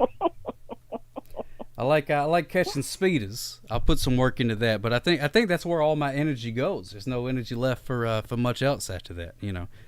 So all of these, any aspirations I have for stand-up comedy, or hosting a late night talk show, something like that. You know what I mean? Well, that's what this is. Well, yeah, no, that is what this is for sure. Mm-hmm. So that's what I do. But again, it's just lazy. I'm just lazy. I'm a very leisurely sock. I don't like to get into the hustle and bustle of all the rat race and everything. I like to sit back and watch some TV. You know what I'm saying? That's what I like to do. A leisurely sock. I'm very leisurely sock. Just another blowhard smooches for yours. Have you a good evening. Just another blowhard's going to bed, so if you don't mind, I'm gonna tuck him in real quick. A tuck. Sweet dreams, my friend. Bye, blowhard. Have you a good evening, my friend. Thank you so much for stopping by and being such a. Oh yeah, and I know just another blowhard. He left a comment Thank you. on one of my pictures because they Thank you, Sam. the girl that I've or the woman. Sorry about that. The woman that I'm interviewing on Thursday for this show, Amanda Rochelle. She made a little graphic and was like, hey everybody, check it out on this date and blah blah blah. But she said it's on the 3rd, but she said Tuesday instead of Thursday. So just another blowhard said, the 3rd is a Tuesday or whatever it is. You know what I'm saying? You know what I'm trying to say. It was the wrong day. And anyway, so he's the first one to notice that. So that means that nobody else has read it. Just that he's the only person that actually read it. So I appreciate you reading that. There you go. Twitch is providing you with a great vehicle for your soccer-oriented talent. 8_bit_Charlie. Thank you so much. I appreciate that. I'm having a good time on this Twitch thing. I'm glad that a lot of people followed over because I was afraid whenever Periscope ended that was going to be the end of it. And I was able to move over here to the Twitch. Frosty says they time. go to a liberal arts university. Oh. Well, that is the coolness. I like that, Lolo Frosty. We're going to have to keep our eyes on you. Yeah, there's no telling. Yeah, Lolo Frosty 21. One of us has to make it. It might as well be you. Might as well be Lolo Frosty 21. The Lolo Frosty 1 through 20 didn't do it. Lolo Frosty 21 is going to be the one. Going to be the one to do it. That's right. Oh, wait, what'd you say? Family Ties? No, I haven't watched I know a little bit about Family Ties, but I never really watched it. That one was not on my radar so much. Did you ever watch Family Ties there, Tinka? Yes, I did. Alex P. Keaton. Yeah, Alex P. Keaton with the he was like he wore a tie and stuff like that. But I don't really remember much about it. Back in the day, that was the show. Zoquo and Ushnu. I'm sure that's got something to do with it, but I don't know. See, Weird Paul, he's got like a encyclopedic knowledge of all these pop culture-y type of things. It's very impressive, very impressive. There you go. All right, Tink. Oh my goodness gracious! I'm so happy to talk to you. You have anything else that I don't want to take up any more of your time. I know you got a big day of shoe shopping tomorrow, things like that. You need to get your rest and things like that. Is there any parting advice you would like to leave with the audience here? Parting advice. Yeah. Any advice or anything? Any tips? Or maybe like a good. Do you have any good soup recipes? Anything, just whatever. Parting advice or soup recipes? Oh wow, that is a large space. Yeah, either one. Anything in between. I'm actually surprised that we have this time without Miss Prankster coming in here harassing me the whole time. But so I was just thinking, what could I tell her if she came in here? I just knew she was going to come in and ruin it. Bite string cheese. Bite string. Yeah, that's a pretty good one. Yeah. I like that. Apparently, it is a very big deal in how you bite your string cheese. Oh, a huge deal, yeah. So either eat it by yourself or peel the strings. Yeah. If you're in public, peel the strings. Otherwise, you will be judged. Yes, you will be judged. You will be judged. And judged harshly, too. Who'd have thunk it? Yeah. No. Bite the string cheese. You know what? I'm gonna start biting the string cheese. I'm on your team now. I'm on team hashtag bite the string cheese. I'm gonna stop the peeling. I'm wasting time. I'm wasting too much time. I'm gonna start just eating the cheese. No, I am not from New Jersey. Yeah, and she is not from New Jersey. That's true. Yeah, party word. If you learn nothing else from this conversation, learn that you can eat string cheese any way that you want. Fried food makes it basically good forever. It kills all the germs. And might chip your tooth though. And what was the other one? I forget what it was. And I'm not from New Jersey. And you're not from New Jersey. That's right. So there you go. Uh-oh. I hear rumbling. Oh. Uh-oh. Rumbling? I've already got a joke planned for her if she does come in here. Oh. Should we wait for her to come in? No, I'm hoping she doesn't. Oh, okay. Okay. I'm telling you, she'll harass me because she doesn't understand how in the world I am talking to a sock. It still just doesn't register for her. What's it? How can you talk to a sock? Mom, it's a sock. The telephone. She just doesn't understand. How can you talk to a sock? It's a sock. A sock who is a cop talking on the telephone. It's not that difficult. She just, it's for some reason it just doesn't. And I want to tell her it's a cotton blend. She's mixed. She should be very open. Yeah, this is true. Yeah, this if you're is true. both mixed, what is the problem? Yeah, no problem. No problem. There's a little bit of polyester down in there. No big deal. I'm proud of it. She's still not going to get it. That's okay. That's all right. All right, Tinker. Well, I'm going to let you go. Smooches for you. Thank you so much for calling in. You going to call in again one of these You're days? welcome. Call in again one of these days. And you got to send me those pictures of that contraption you got going there. I will. I'm looking at the machine right now. Yeah. So I will send you a picture. Yeah, shoot me some pictures. I want to see what this thing's about. Is it like the size of a room, or is it bigger than a bread box or what? It's bigger than a bread box. No, it's not the size of a room. It's just it's like spa equipment. It's equipment that you use in a spa. So no, but I mean, yeah, I could do guys and go all the way down to your. If you came enough times, I could go all the way down to your abs. Down to the abs? Mm-hmm. Down in that area, around in the ridges. Mm-hmm. Where the ridges are. Mm-hmm. There you go. All right. I see the machine also gets rid of the giblets of a turkey. Oh, is that I'm not true? sure how to respond to that. Will it get rid of the giblets on a turkey? You know, that's not in any of my paperwork, so I'm just going to let that linger in the air. Well, that's going to be one of those great unanswered questions. One of those great unanswered questions. Great unanswered questions indeed. We're going to let that linger. Smooches for you, Tinker. Thank you so much you for calling in. guys have a great night. Thank you so much for making me feel welcome. Oh, you're always welcome, my friend.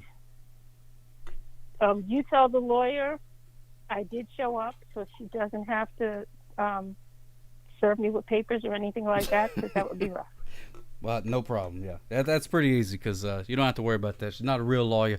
Just plays one on the internet, so it's okay. Totally fine. You're safe. You're safe. All right, smooches for you. Thank you so much. You have a wonderful night, and we'll talk to you again soon. You too. You guys take care. Yes, indeed. Good night, everybody. Smooches for you. Let's get a siren for the way out of the wind ticket. Here we go. Woos, woos. Mwah. Smooches for you. Good night.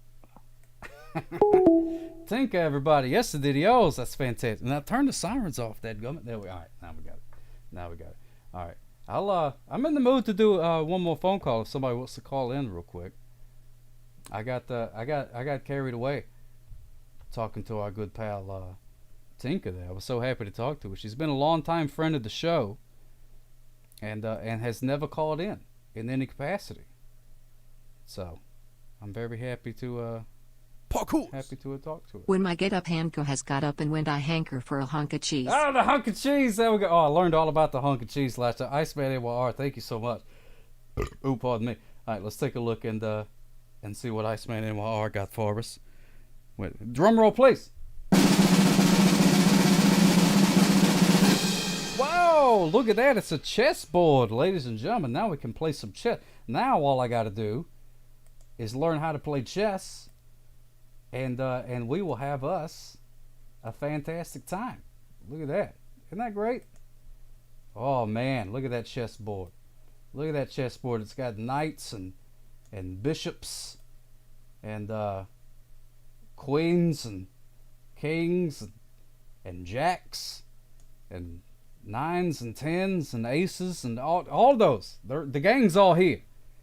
The gang is all here. Look at that. Isn't that fantastic? Oh, here's a little well, I would say fun fact, but it's not very interesting at all. The phone number. Yes, indeed. Sorry about that. Hold, please. There it is. 585-708-DOOT. DOOT. 585-708-DOOT. Isn't that fantastic? How are you going to move the pieces? Well, I'm not going to move them right now because I don't know how to play chess. So there we go. Oh, we got a phone call. Who could it be? Who could it be? Click the answer button. Would you answer the phone? Can you answer the phone? For once, hello, caller. You're on the air. Hey, Sokop, it's me. What's going on? Is this our good pal Klobowski? This is the big Klobowski. The big Klobowski. Yes, indeed, he is, my friend. How are you doing tonight? How are you? I'm doing fantastic. You sound like you're kind of far away, though. Oh, do I sound far away? Oh, sorry about that. A little bit, yeah. Oh, I don't know how to. I don't know what to do about that. I Oh, guess that's a little better there. Oh, okay. I'll speak a little bit closer to the thing there. I'll do the Speak best a that I little can. closer to the gimmicks. Yeah, speak a little closer to the gimmicks. Klobowski, what's going on, my friend? And so it's Klobowski. I've been saying it wrong this whole time. I answered anything. I don't care. Oh, okay. That's fine. That's okay. That is okay. Hey, I wanted to ask you, as a wrestling fan, what was it that drew you into the business? Was there any particular angle or any of the workers or anything that really drew you in? Well, you know what? That's interesting that you say that. I haven't really thought about it until just now. But what got me into it was the video games. The video games got me into it, actually. I remember playing on the Super Nintendo's WrestleMania, the arcade game. I remember playing that. That was a pretty good game. Yeah, and I was like, hey, what is going on with all this stuff? And I remember, and then I would go and rent the VHS tapes and stuff like that of all the, the pay-per-views and all those weird, Coliseum home video things that they would put out.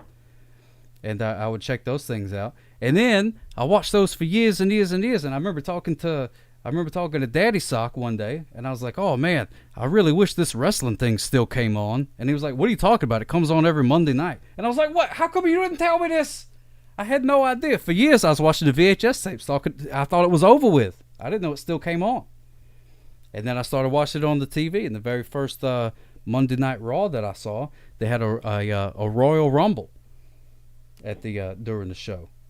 And I was hooked from then on. I go all the way back to 1985. I was 8 years old in '85, and I remember one of the old Saturday Night's Main Events. Mm-hmm. I don't know if you remember those TV shows, but they would take the place of Saturday Night Live. And I remember I would fight to stay awake to watch the shows and stuff like that. And then I saw a guy by the name of Hulk Hogan, and it was all over. Oh, man. I remember that guy. Yeah, that guy was something else. I knew of Hulk. I don't know. Maybe. I think I'm telling you the right story, but I do remember having wrestling buddies at a certain time and things like that. So I think it was off and on, but I didn't know it was still a thing. I thought it was something in the past a long time ago. So I didn't catch up to like the modern stuff until way later. That's the only reason that I know a whole bunch about like the 80s and things, because that's all I thought there was. Yeah, the buddies, I think they came out in like 1990 or so. And I remember that Christmas I got a couple of them. I got the Hulk and the Warrior, I think, that year for Christmas. Yeah, I had the Hulk and the Warrior, and a Macho King. Had a Macho King one. I remember that. Ooh yeah, Macho King Randy Savage. Ooh yeah. Oh yes, exactly. Oh man, I love seeing the pictures. You got so many cool pictures of you with all these awesome people. You got pictures of you with Randy Savage and pictures of you and Owen Hart and all that kind of stuff. What's going on there, Sim Cynthia? Smooches for you. Mwah. How did you come into all that? Well, what happened was, like I said, I fell in love with the business when I was 8 years old, and I wanted to be a wrestler since then. So we had the Pittsburgh Civic Arena here in Pittsburgh, and I would go to the shows and stuff. And I was walking around the building one day, and I saw the entrance for all the guys that come in. And I was probably about 12 years old or so, and I would stand there and watch all the guys come in. I remember seeing the LOD, the Legion of Doom, and oh yeah, the Nasty Boys and stuff. And I was like, oh man, these guys, they would park their car at this one at Gate 5 at this Pittsburgh Civic Arena, and I would just stand there.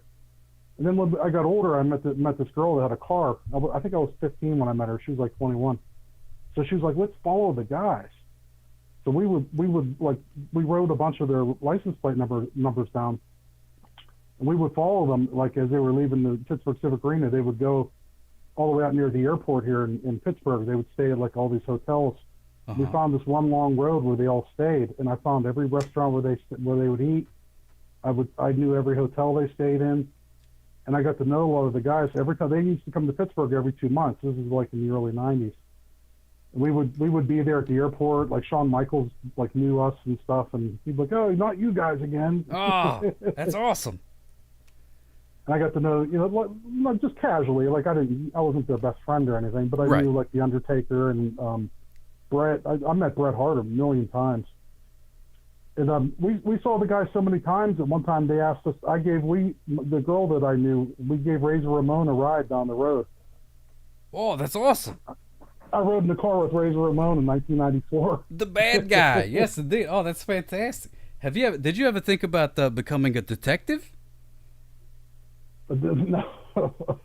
Because I mean, it sounds like you guys got got pretty good at the whole following people around. You could probably solve some crimes, I think.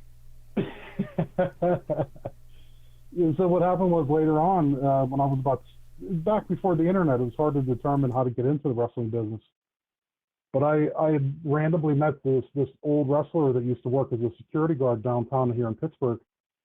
His name was Luscious Johnny Valiant, and he was in the WWF in the 70s and 80s too. He was like a manager, and he opened up a little wrestling school out of this mall. So I joined it when I was 17, and I trained to wrestle. I wrestled for 6 years actually. What did you? I had no idea that you wrestled for 6 years. Holy cow! Yeah, just on the independents and stuff like that. I got to meet a lot of the guys. I wrestled King Kong Bundy. I have pictures of me in the ring with Bundy. You did not. You wrestled King Kong Bundy. Sure did. I've known you these many months, and you have yet to mention that you wrestled King Kong Bundy. I wrestled King Kong Bundy. I don't know if you ever heard of Stevie Richards. He worked for the WWF for a while. I wrestled him. I remember Stevie Richards. Yeah, I knew him pretty well. I knew him before he made it to the WWE. I knew Virgil. Virgil's originally from Pittsburgh.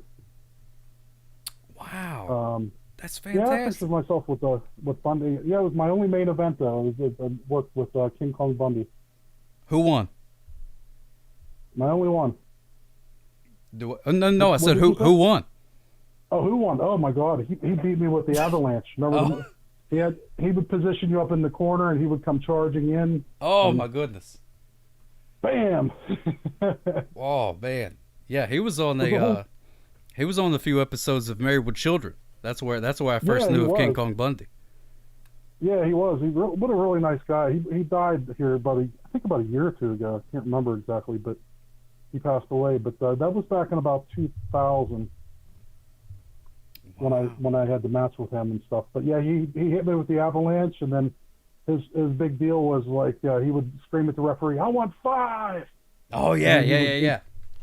I'm laying there, Sock. I'm laying there I'm like in my, internally I'm only 10 years old. I'm thinking to myself, I can't believe this guy, who I used to watch as a child, is now screaming, "I want 5!" and I'm laying there like, I'm ready to like giggle like a little boy. Oh, that's fantastic. Yeah, how did you keep a straight face with that? How did you not be smiling from ear to ear? You got to pretend like you're in horrible pain. Internally, I was trying to sell. You know what selling means. I was trying to sell from the Avalanche, but. Oh man, that's fantastic. I had no idea. No, the Outshot. I had no idea. Globowski has done these fantastic. I knew he had met a whole bunch of people, but I didn't know that you were like an actual wrestler. That's fantastic. I'm talking. There's 2 people tonight that have done things that I've dreamed about doing. This is really, making me realize that I've wasted my life. No, you're doing something now that you like. No, I'm just messing around. But it's that's fantastic. What made you get out of the? You said you did it for about 6 years. What was what made you stop doing it? You just it's almost like being in the music business or whatever. You just work and work and work, and you make so little money, and I was just getting beat up, and it was around 2000 or so when I stopped, and you have to sort of assess yourself. You have to look at yourself and say, do I have it or do I not have it? And I'm looking at myself thinking, I don't look like Shawn Michaels. Mm-hmm. I can't work like Shawn Michaels. No, I was a decent worker, but I just didn't think I had it for the national stage. So I said, well, plus I had a lot of personal things going on in my life at that time. So right, thought, yeah. Oh, man. No, it's not something that you can just do like on the weekends and not have to deal with the rest of the week. You know what I mean? You gotta keep up that. It takes a lot of your time. I was going up there, you have to go and get in the ring like 3-4 times a week, and you have to stay in ring shape, and right. You have to lift, you have to condition your body. It takes a lot of effort. Yeah. Yeah, no, that's true. You figure I'm just having a 10-minute match, but for that 10-minute match, it took hours and hours and hours of work that people don't see. Right. Yeah, it's just it's sort of like like reading the news or something like that. You think those people only work an hour a day up there reading the things, but there's a lot more. There's a lot more that goes into it behind the scenes. It's another one of those. Yeah, absolutely. And I've had I've probably had a dozen concussions, and getting hit over the head with a chair hurts. And oh yeah, and that was back when they hit you right in the head with a chair. Wouldn't think twice about it. Yeah, what happens is you start to see, like, it looks like little stars, almost like in Bugs Bunny cartoons or something. You see these little stars everywhere when you get hit with a chair. Ooh. And they say that's a sign of a concussion. Oh, that's not good. Yeah, I remember this one guy hit me. There was a folding chair. It was wood. It was like one of those really old wooden chairs, and he hit me square on top of the head. And I just forgot where I was for about 10, 20 seconds. Gadzooks. Wow. The metal folding chairs actually don't hurt as bad because they have a little bit more give, but the wooden ones were the worst. Oh yeah, that's true. I never thought about that. I guess the metal, they'll bend up a little bit and stuff like that. Hey, what's going on, Gadzooks? Yes, I said Gadzooks, and then cue Gadzooks and Lamb Biscuit. That's funny. Yeah, no, the metal ones will bend a little bit, but those wooden ones, you got two choices. It'll either A, stay wood, or B, turn into toothpicks, and those are the only two options, and neither one of them would hurt. Or C, bend your head. Oh yeah, that's true. Yeah, that's true. Do some head bending. Which is what happened to me. I remember thinking, like, I'm in the middle of the ring. There's probably 500 people there, and I'm looking and I'm seeing all these little stars, and I'm thinking, this is just like Bugs Bunny. The one thing that Bugs Bunny was honest about was what a concussion is like. Completely honest about that. Little birds flying around. Yeah, everything else is that you can't stick your finger in a shotgun and make it blow back on the other guy. That won't work. I wouldn't try that. No, that will not work. But the concussion thing, he was totally honest about. Oh yeah, that's very true. I've seen those little stars a bunch of times. Oh man. Oh, Calicott wants to know what my in-ring name would be. What would be? Well, I've never been a wrestler. You're a wrestler. What would be a good wrestling name for me, Klobowski? Oh, geez. I don't mean to put try to pick something that's more, in tune with your character and stuff. I think the name Sock Cop would work. Do you think Sock Cop will work? Or they coming to the ring, weighing in at 1.5 pounds? Sock Cop. I know that. I know my special move in honor of the Macho Man would be the flying weenus off of the top rope. I know that would be my special move. That's how I would end the matches. Flying weenus, oh yeah. Yeah. Flying weenus off the top rope would definitely be the thing. It's hard for me. I got no arms or legs, so it's tough for me to do like submission moves. So I couldn't do I couldn't do no sharpshooters or nothing like that. So pretty much the. Well, you're a pretty good talker, though. I could see you like almost like a manager, like a Captain Lou Albano type. Oh, I would like that. I would love to be a manager. I think that would be fun. I would love to do that. You could manage like a stable of guys. It could be called the Sock Cop Crew, or we would have to come up with something like the Heenan family or something like that. Yeah. Oh, that's fantastic. Oh, thank you so much. A good boy, Bork Bork, just did the subscribe and gimmick smooches for you. Mwah. Thank you so much for that. I appreciate that. No, that would be cool. Yeah, have like a little stable of people, and I could come out and be the mouthpiece. And they could do your bidding and stuff. You could be like, go get him. Yeah. That guy took my parking spot. Go take him and stuff like that. Ooh, Stocking Supreme. That's pretty good, Ben Griffiths. That's not bad. I think we're going down the right track there. Bork, bork. Oh, I love it. Yeah, but that would be really cool. I think that's a great idea. That would be fun. Yeah. No, I get the, around here, our good pal Paul Bearer, he was from Mobile, and so I saw him around town several times. I met him many times. Yeah, I met him a handful of times myself. He was always really cool, and I kept trying to hint around to him. I was like, hey, what if a certain sock would like to maybe be a manager of a wrestler, something like that, and he would be like, well, time for me to go to the rib joint. I'm gonna hit up the Golden Corral, and and then I'd be like, well, I get the hint. That's fine. That's okay. So there you go. Well, William Moody, his real name was. Oh yeah. Yeah, a lot of Moody's around. Some of the Moody's actually ran for public office around here.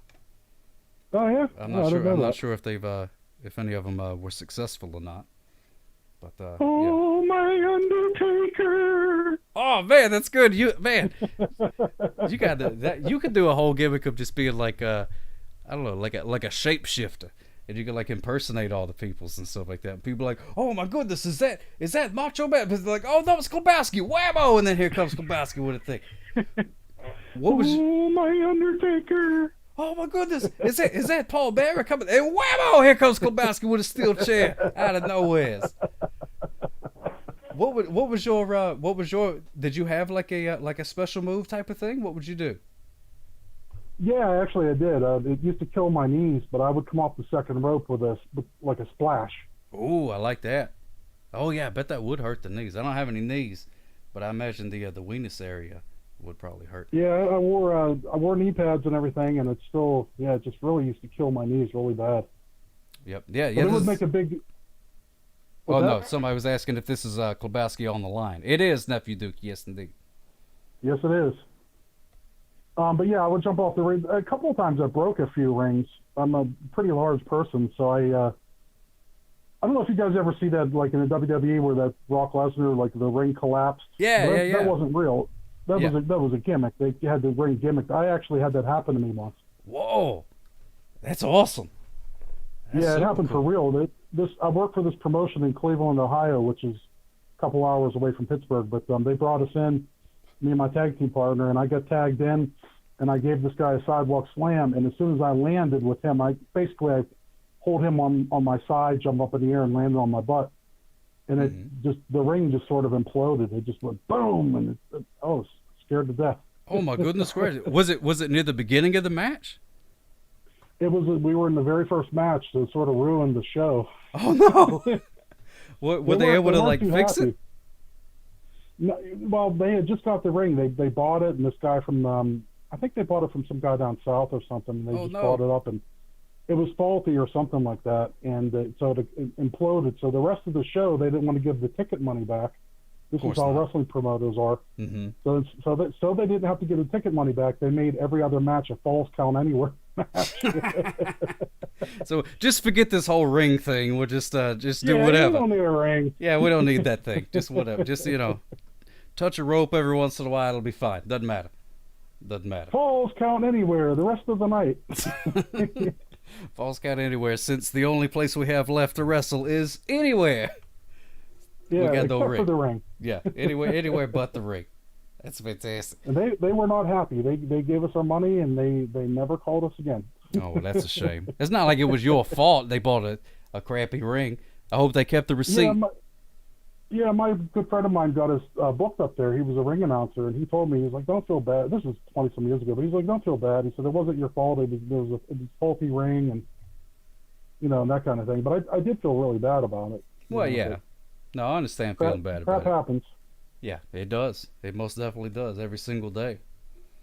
Oh, a good boy Bort wants to know, who do I pull over the most? A shoe with no sole, another sock with a hole, or that dog not wearing a collar? No, I just mostly pull. It's just speeders. Whether it's a shoe with no sole, or a sock with a hole, or a dog not wearing a collar, as long as they're speeding, they're getting pulled over. That's just the way that it goes. Just the way that it goes. It looks like Dennis R999 is asking, did Kurt Angle really promote a pizza place in Pittsburgh? Yes, he did. Back in the 90s, I can't remember what. Maybe Weird Paul would remember, but I can't remember which one it was. But he was doing like local commercials around because he's from Pittsburgh, right? And he was also on Fox, the Fox News. I think they were on the 10 o'clock or something at that time. He was awful. He was doing the sports on the Fox News channel here. He was just awful. Oh, wow, that's bad. Why? How was he awful? It seems like. Well, I guess he never was. I guess he didn't get his talking skills till later.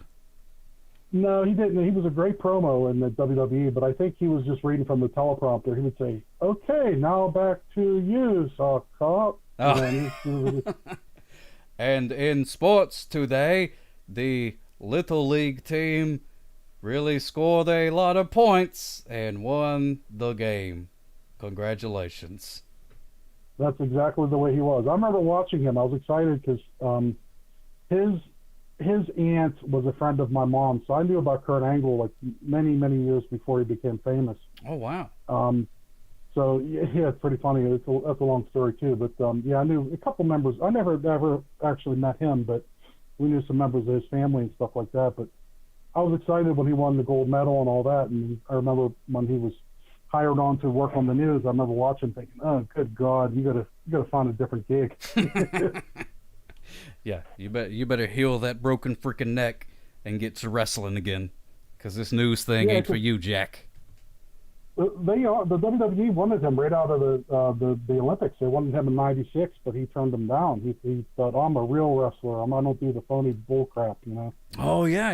I remember hearing about that. So he turned them down, and then he didn't get any other offers. And I think like a year later, he contacted them back, and he was like, "Hey, is that offer still good?" And they were like, "Nope." They offered him big money, and then when he went back again, I think they offered him just a little bit of money, and then he had to prove himself. Oh wow. Yeah, I feel like I heard something about that. Maybe they did one of those, behind the scene documentary things, and he was talking about that they wanted him for a bunch of money. Yeah, he was real humble about it. You know, Kurt Angle. He said that he learned his lesson, and he said pro wrestling is one of the hardest things he's ever done. Oh, that's true. I bet I bet it's a lot harder. I got to interview Kurt Angle on the at the Hall of Fame show at the WrestleManias that I went to in New Orleans. This was not 30, but the next one they did in New Orleans, 33 or 34 or whatever it was. And, that's awesome. And I got to talk to him, and that was the one where Ronda Rousey was there, and he was training Ronda Rousey. So that was the question I asked about how Ronda Rousey was how her training and stuff was doing, and he was like, "Oh, she's doing, she's picking it up faster than anybody ever." I have to send you the video of it. I never posted it anywhere. I'll send it to you though. I would love to see it. Yeah, I mean it's nothing spectacular, but I didn't know what to do. They sort of put me on that little red carpet thing, and I was like, I don't know what to ask these guys really. I just want to be like, "Hey, can we be friends? Will you be my friend? And can we talk about stuff? And can I come over to your house and play board games or something?" But Oh, I know what you mean. I felt the same way. It was like you don't want to come across like a mark, right? But, you're feeling that way though. yeah, totally feeling that way. I was in the locker room. I remember I was sitting next to the Bushwhackers one time. I'm getting dressed with them in the locker room, and I'm sitting there ready to crap myself. Wow. You just have that little kid in you, it's almost like you're so excited. Oh, those guys are so entertaining. Those guys, they're the nicest guys you would ever want to meet. Luke and Butch, nicest, just gentlemen, really nice guys. Oh man, that's awesome. Yeah, I never got to meet them. You're sitting next to, I'm just a young kid in the wrestling business. I'm sitting next to Greg the Hammer Valentine, and I'm thinking, I just can't believe this is like I died and went to heaven. Oh, that's so cool. I'm so glad that you got to have those experiences and stuff like that, Klobowski. I'm so happy for you. It was totally just awesome. You just, I would have never thought that when I was a 10-year-old poor kid from the south side of Pittsburgh. I never would have thought that would have happened. Right. Never would have thought it. That is so cool. I had no idea. I need to just call you one of these days, just off the air, and just be like, "Hey, what's going on? Tell me your life story. I just want to know what's going on." Because I had no idea I would love to tell you. I knew you had met a bunch of the wrestlers, and you had, kind of been in the thing, but I didn't know that you had wrestled yourself and things like that. That's so cool, my friend. I'm so happy you got that chance to do it. Did you ever? I appreciate that. Did you ever go to? Did you ever wrestle Tupac Shakur or Jada Pinkett Smith? No, I never had the pleasure. I definitely would have loved it though. That would be pretty good. I bet Tupac would have been pretty good. He probably would have. He definitely would have been excellent. Yeah, he would have been a high flyer type of person, jumping off the ropes and stuff like that. That'd been great. Hit me with that top rope, clothesline or something. I'm sure he'd come up with something. Oh no! Oh, what's it? Oh my goodness! He's got him locked into the thug life. He's got him locked into the thug life. That would be fantastic. Oh, that's a good question, Club Jack. How do you eat your string cheese? In 2 bites. Oh my goodness gracious, ladies and gentlemen. Klobowski does not mess around. When it's time to eat string cheese, we're talking business. No time. Got to eat it in 2 bites. That's fantastic. Oh man, I'm so happy for it. That's so cool because there's so many people out there that are just like fans of stuff and live their whole life, and maybe they get to go to a few live shows or something like that. But man, you really got to get in there and jump in amongst them, as Pawpaw Sock would say. And that's awesome. That makes me very happy. I did get to do a lot of things. It was a lot of fun. I got to hang out with a lot of the guys. I was doing all this when I was in high school. I was like 16, and I had pictures of me. We rented a limousine one time in '94, and it was myself and a friend of mine, We had Jim the Anvil Neidhart and Owen Hart in the limousine with us. And we Oh, took it. We found out where because we had known all the guys and they felt comfortable with us. And I was like, we rented this limo. We're going to go down to the Civic Arena. Do you want to ride with us? And I'm 16. I'm in a limousine with Owen Hart and Jim the Anvil, and I have pictures of it. I just that's I too just couldn't cool. believe it. Then at the end of the show, he worked the show. He worked at the Civic Arena. He wrestled his brother Brett. And then he was like, "Hey, do you want to go to Hooters?" And there was a Hooters at Station. Well, I don't. You probably don't know what Station Square is, but those that are in Pittsburgh do. So there was a Hooters there. I went to Hooters with Jim the Anvil Neidhart and Owen Hart, and they got me in, got me served, and I was like, "Hey, I'm only 16." And Owen was like, "You're with me. Don't worry about it." That is awesome. Man, it don't get no cooler than that. That's all. Owen Hart says, "Hey, you want to go to Hooters?" It's like, Owen Hart, that's the dumbest question I've ever heard in my entire life. Of course I want to go to Hooters with you. Let's go to Then Hooters. Jim Neidhart was like, "You want a white Russian?" I'm like, "Okay, I'll take your word for whatever that is." Yeah, I'm not sure what it is because you haven't seen The Big Lebowski yet, but we'll have it. That sounds good. Ah, my goodness gracious, that's fantastic. You're so full of stories and cool things, my friend. You ever thought about like writing a book or something? Have you written these things down just in case you go senile one day? That's good. I should. I have a lot of interesting memories and stuff, so I probably should. Yeah, at least just write them down so that way, who knows? You may get hit in the head with a wooden chair one of these days and you'd be like, Owen, no, never heard of him. Never heard of the guy. Never heard of that guy. And then, and forget all the things. You never know. You never know. Yep, absolutely. That's cool. Are you a fan of, you still watching, you still watch it today? Or are you of the opinion that it's not worth watching? No, I hate to say this, but I don't like the business at all. Oh, really? I haven't been a fan in probably 15 years or so. Yeah, I don't watch it at all. Oh, what happened? I watch the old stuff. Uh-huh.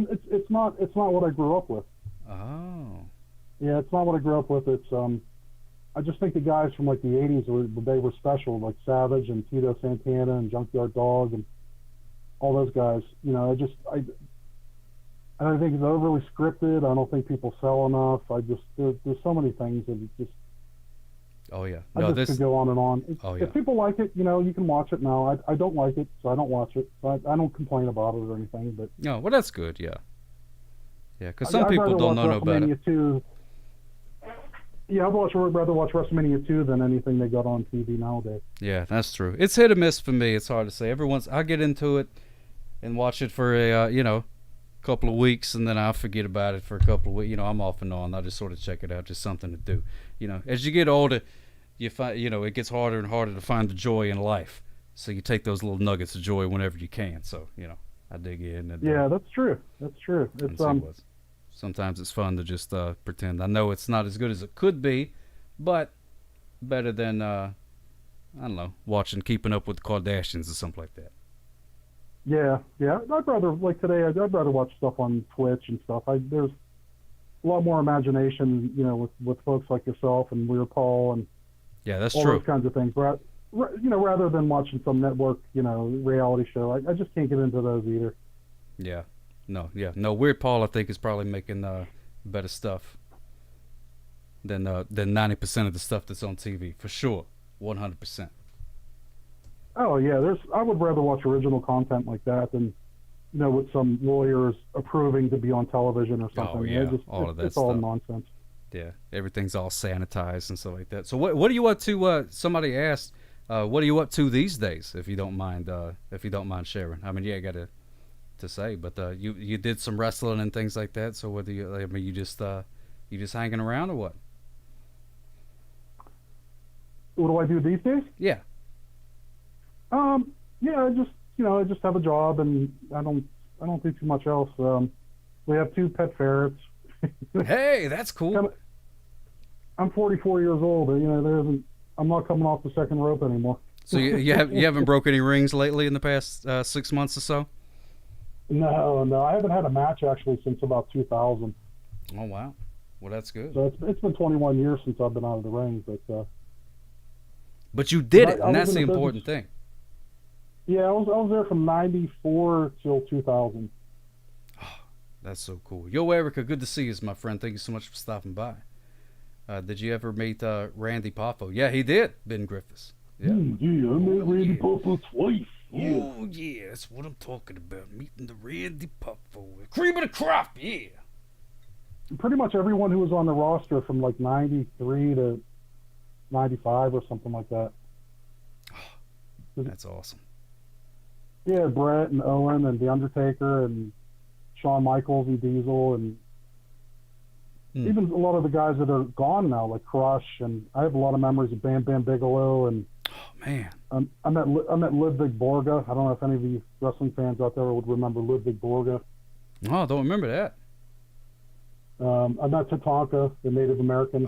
Pictures. I have a picture of me holding him in my arm like he's a baby. Oh my goodness gracious! You could hold Tatanka like he was a baby. Yeah, I was like, I was only like 16. I was like, hey, can I got bored taking pictures of guys, and I was like, let me start doing stuff that's original and something different. Right. So I was like, can I pick you up? And he was like, he looked at me weird, and he was like, okay. So I grabbed him and I held him like a baby. I have a picture of me holding.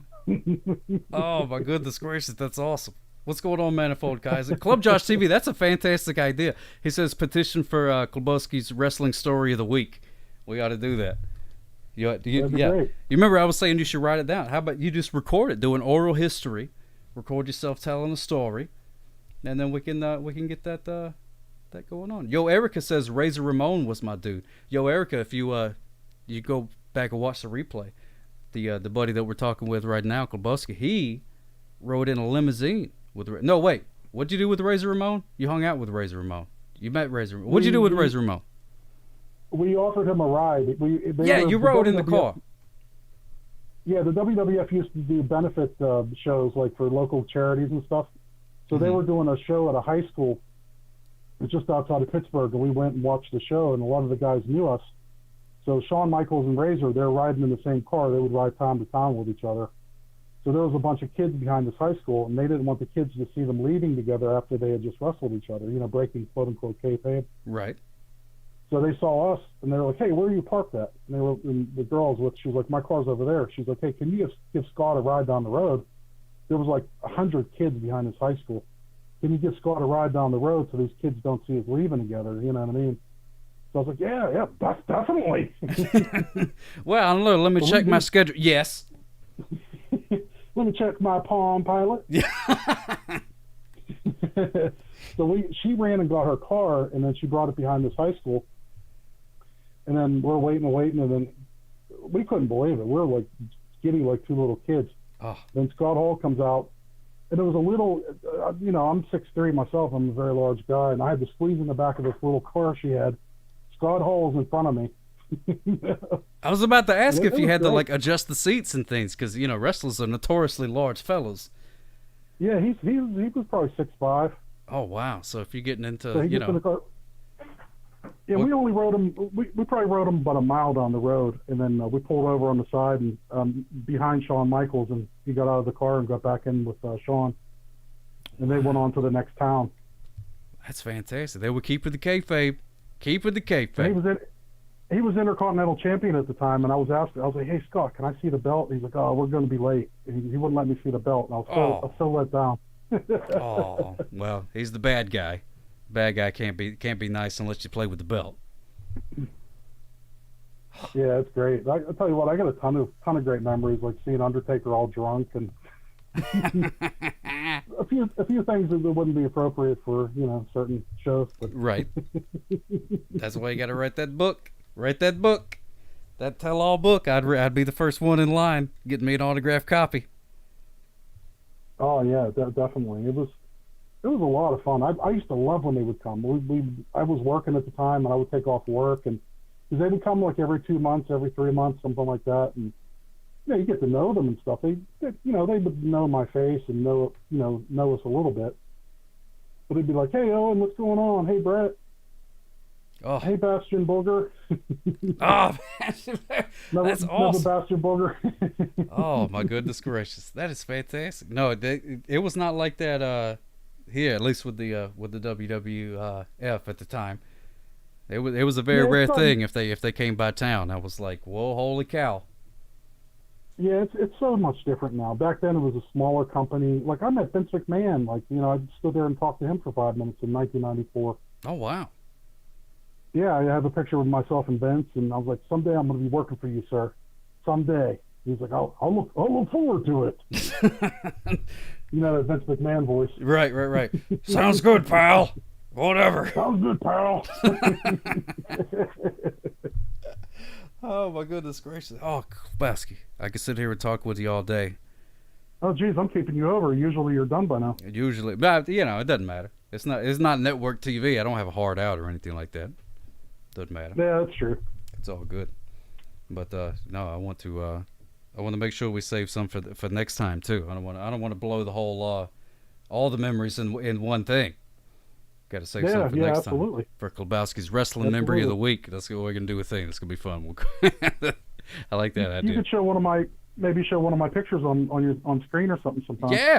Yeah, we'll do that. Yeah, send me some of the. Well, I'll just take them from your old Facebook. We're Facebook pals. I don't mean to brag, but yes, me and Klobowski are Facebook friends in IRL. I have a pretty awesome picture of myself and Paul Bearer and Undertaker. It was taken at like 4 a.m. after he got back drunk from a hotel. Oh, that's fantastic. That's the kind of stuff I like. Hotel bar. That's the good stuff right there. Yeah, we'll do that. Yeah, I wish if I would have known that we was going to be doing this, I would have had some of those pictures ready. But for next time, I will be ready. Yes, indeed. Yeah, absolutely. Yeah, yo, Erica. Oh, I'm glad you enjoyed it. I'm glad you enjoyed it because it can be a polarizing thing. You start talking wrestling, and some people are like, "Oh, God, well, goodbye," and then they just disappear. Yeah, exactly. And then other people are like, "Wrestling, you say? Do you know this person or that person?" Or there we go. So it's good. So I'm very passionate about the old business. Oh yeah. I couldn't tell you even who the champion is today. I have no clue about anything, but the old stuff I know a lot about. Oh yeah, that's me too. I'm not really sure what's going on today. Like I say, I pick up. I usually I watch the old the pay-per-views every once in a while because it's something to do on a Sunday evening when I'm not catching speeders.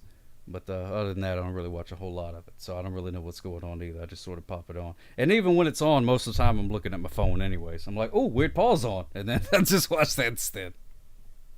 It's pretty crazy that nowadays when they want to pop a rating, they have to bring, they'll bring some of the old guys on TV because the guys today, for some reason, can't draw. Yeah.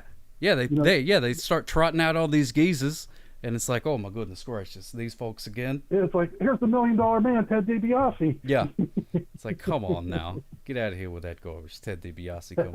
And he's like, what town am I in, brother? Oh, okay.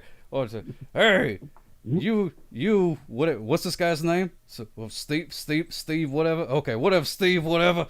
You're going to have to challenge this guy and do whatever. All right, give me my check now. And you're like, no, not yet, Ted. Not yet, Ted. You're not done. Give me my check. I'm done. Yeah, it's tough. Those people, they have, they're just like, all right, whatever. I'm on my Legends contract. Let's do this thing so I can go back to the hotel and take a nap. That's right. Right. There's so many more. Well, oh, my goodness gracious, Klobowski. Smooches for you. Thank you so much for calling and sharing all this with me. I appreciate that. It's always such a joy to talk to you. I was actually, now this is 100% true. I was actually not really feeling myself, not really feeling like doing the show this evening. I was like, I'm kind of, in a mood and I don't really feel like it, things like that. But all of you guys watching and commenting and talking to you and talking to Tinker, it's 180 degrees. I feel so much better than I did when I hit start broadcast or whatever the button's called. So I thank you for that. I can't thank you enough. I appreciate it. Well, I think that's awesome. I think you do the same thing for all of us as well, and I think that what you do is excellent. I'd rather watch you than anything that's on television. Oh, smooches for you. Thank you so much. That means a lot to me.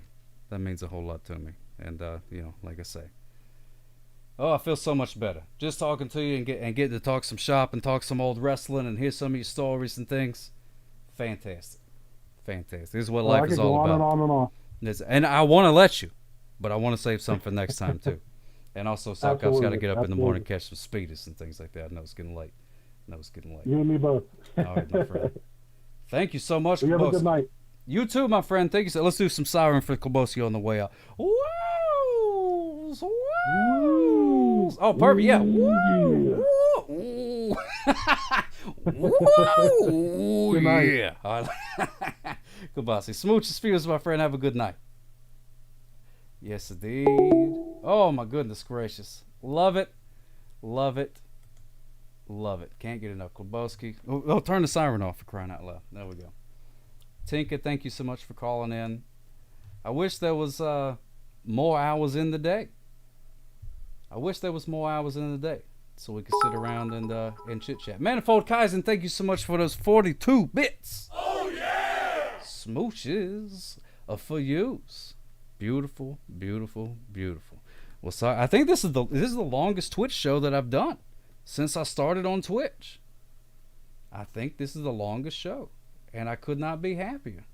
Could not be happier. I'm 100% honest. What I was telling Kubuski, I was hadn't been feeling myself the past couple days, and you guys really helped me. You guys really helped me. Thank you so much, Shira_2014 for 200 bits. You'll be doing 6 hours in no time. Well, I don't know, Weird Paul. We'll see. We'll see about that. Sock up. The old math flaps get a little sore after a while. You know what I'm talking? You know what I'm saying? They get a little sore after a while. May have to invest in a new Venus pillow or something like that. But we'll see. We'll see how it is. Oh, it's a wonderful thing. Sock up. It's Mercury retrograde. That's why I say you. Is that? Oh, yo, Eric, is that true? Is Mercury in retrograde? That son of a gun. That retrograding, hot planet, big fat jerk.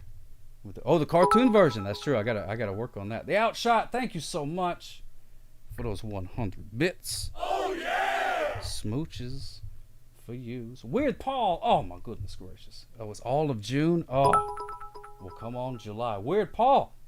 Thank you so much for those 100 bits. Oops, wrong button. I meant to do. Hooray! There we go. That's the button that I meant to do, not the foghorn. Foghorn has a negative connotation to it. The foghorn sounds like a big old fart, like a big boat fart, something like that. There we go. Calicot. Oh my goodness gracious! Aww. Thank you so much. Hooray! Much appreciated, my friend. Much appreciated. Yes, indeed. Sockop loves each and every one of you so much. But farts are funny. They are funny. Foghorn are the farts funny? I should get a fart sound. That would be fun. That would be fun. Old man money. That's what I'm talking about. That's the best kind of money. Stinky cheese and love. Oh, if I had blood vessels, that would be I'd be blushing right now. 3313. Thank you so much. Oh yeah! Smooch. What? Wrong button again. Smooches feels. Mwah. Thank you so much. All right, let me get out of here before I make a fool out of myself. Sockop loves you, everybody. Sockop loves you. And let's see. Oh yeah, don't forget. Oh, let's take a look and see if anybody drew anything. Nope, that's okay. Okay, good. I'm glad I didn't check then. The animal of the day. Oh, 50 sock bits. Thank you so much, nephew Dookie. Thank you so much. Oh yeah! I need to get more like positive sounds in there, because I only got like the couple. But we'll figure it out. We're working on it, ladies and gentlemen. We're working on it. So if the animal of the day is the bee. So if you see a bee, be sure to say, "Hey bee, thanks for all the pollinations and the honeys and whatnot, and congratulations on being the animal of the day." And the bee's gonna be like, "A buzz buzz buzz buzz buzz buzz buzz," and hopefully it won't sting you. And there you go. All right. Woo! So God bless you, everybody. Have you a fantastic evening, and we will see you on Thursday. I got a fantastic guest. Amanda Rochelle is going to be here. She's going to talk about her time in TV and film and roller derby and all this kind of cool stuff. So it's fantastic. So hang on. Mark your calendars for that. Smooches views. Yeah, we're going to... Oh, yeah. Who should we raid? Thank you for reminding me, because I totally forgot. Who should we raid? Who's on? Who is it? Oh, we're going to raid the Flash. We are going to raid the Flash. Yes, indeedios. Yes, indeed. Oh, was there a hype train going? Well, that's okay. What are you going to do? In the kingdom of Twitch. Honeybee is one of my favorite Tom Petty songs. Oh, it is good. My little honeybee. Oh, I love it. Love it. All right, yeah, we're gonna raid the Flash. Love the Flash. This guy's great. If you haven't seen him before, he does some really cool stuff. So not that he needs my help, but we're gonna raid him anyway. So here we go. All right. Wait, no, don't do it in 4 seconds, 2 seconds. No, I gotta play my video first, and then we'll raid him. All right. Goodbye, everybody. And now, folks, it's time to say goodnight. We sincerely appreciate your patronage and hope we've succeeded in bringing you an enjoyable evening of entertainment. Please drive home carefully and come back again soon. Good night.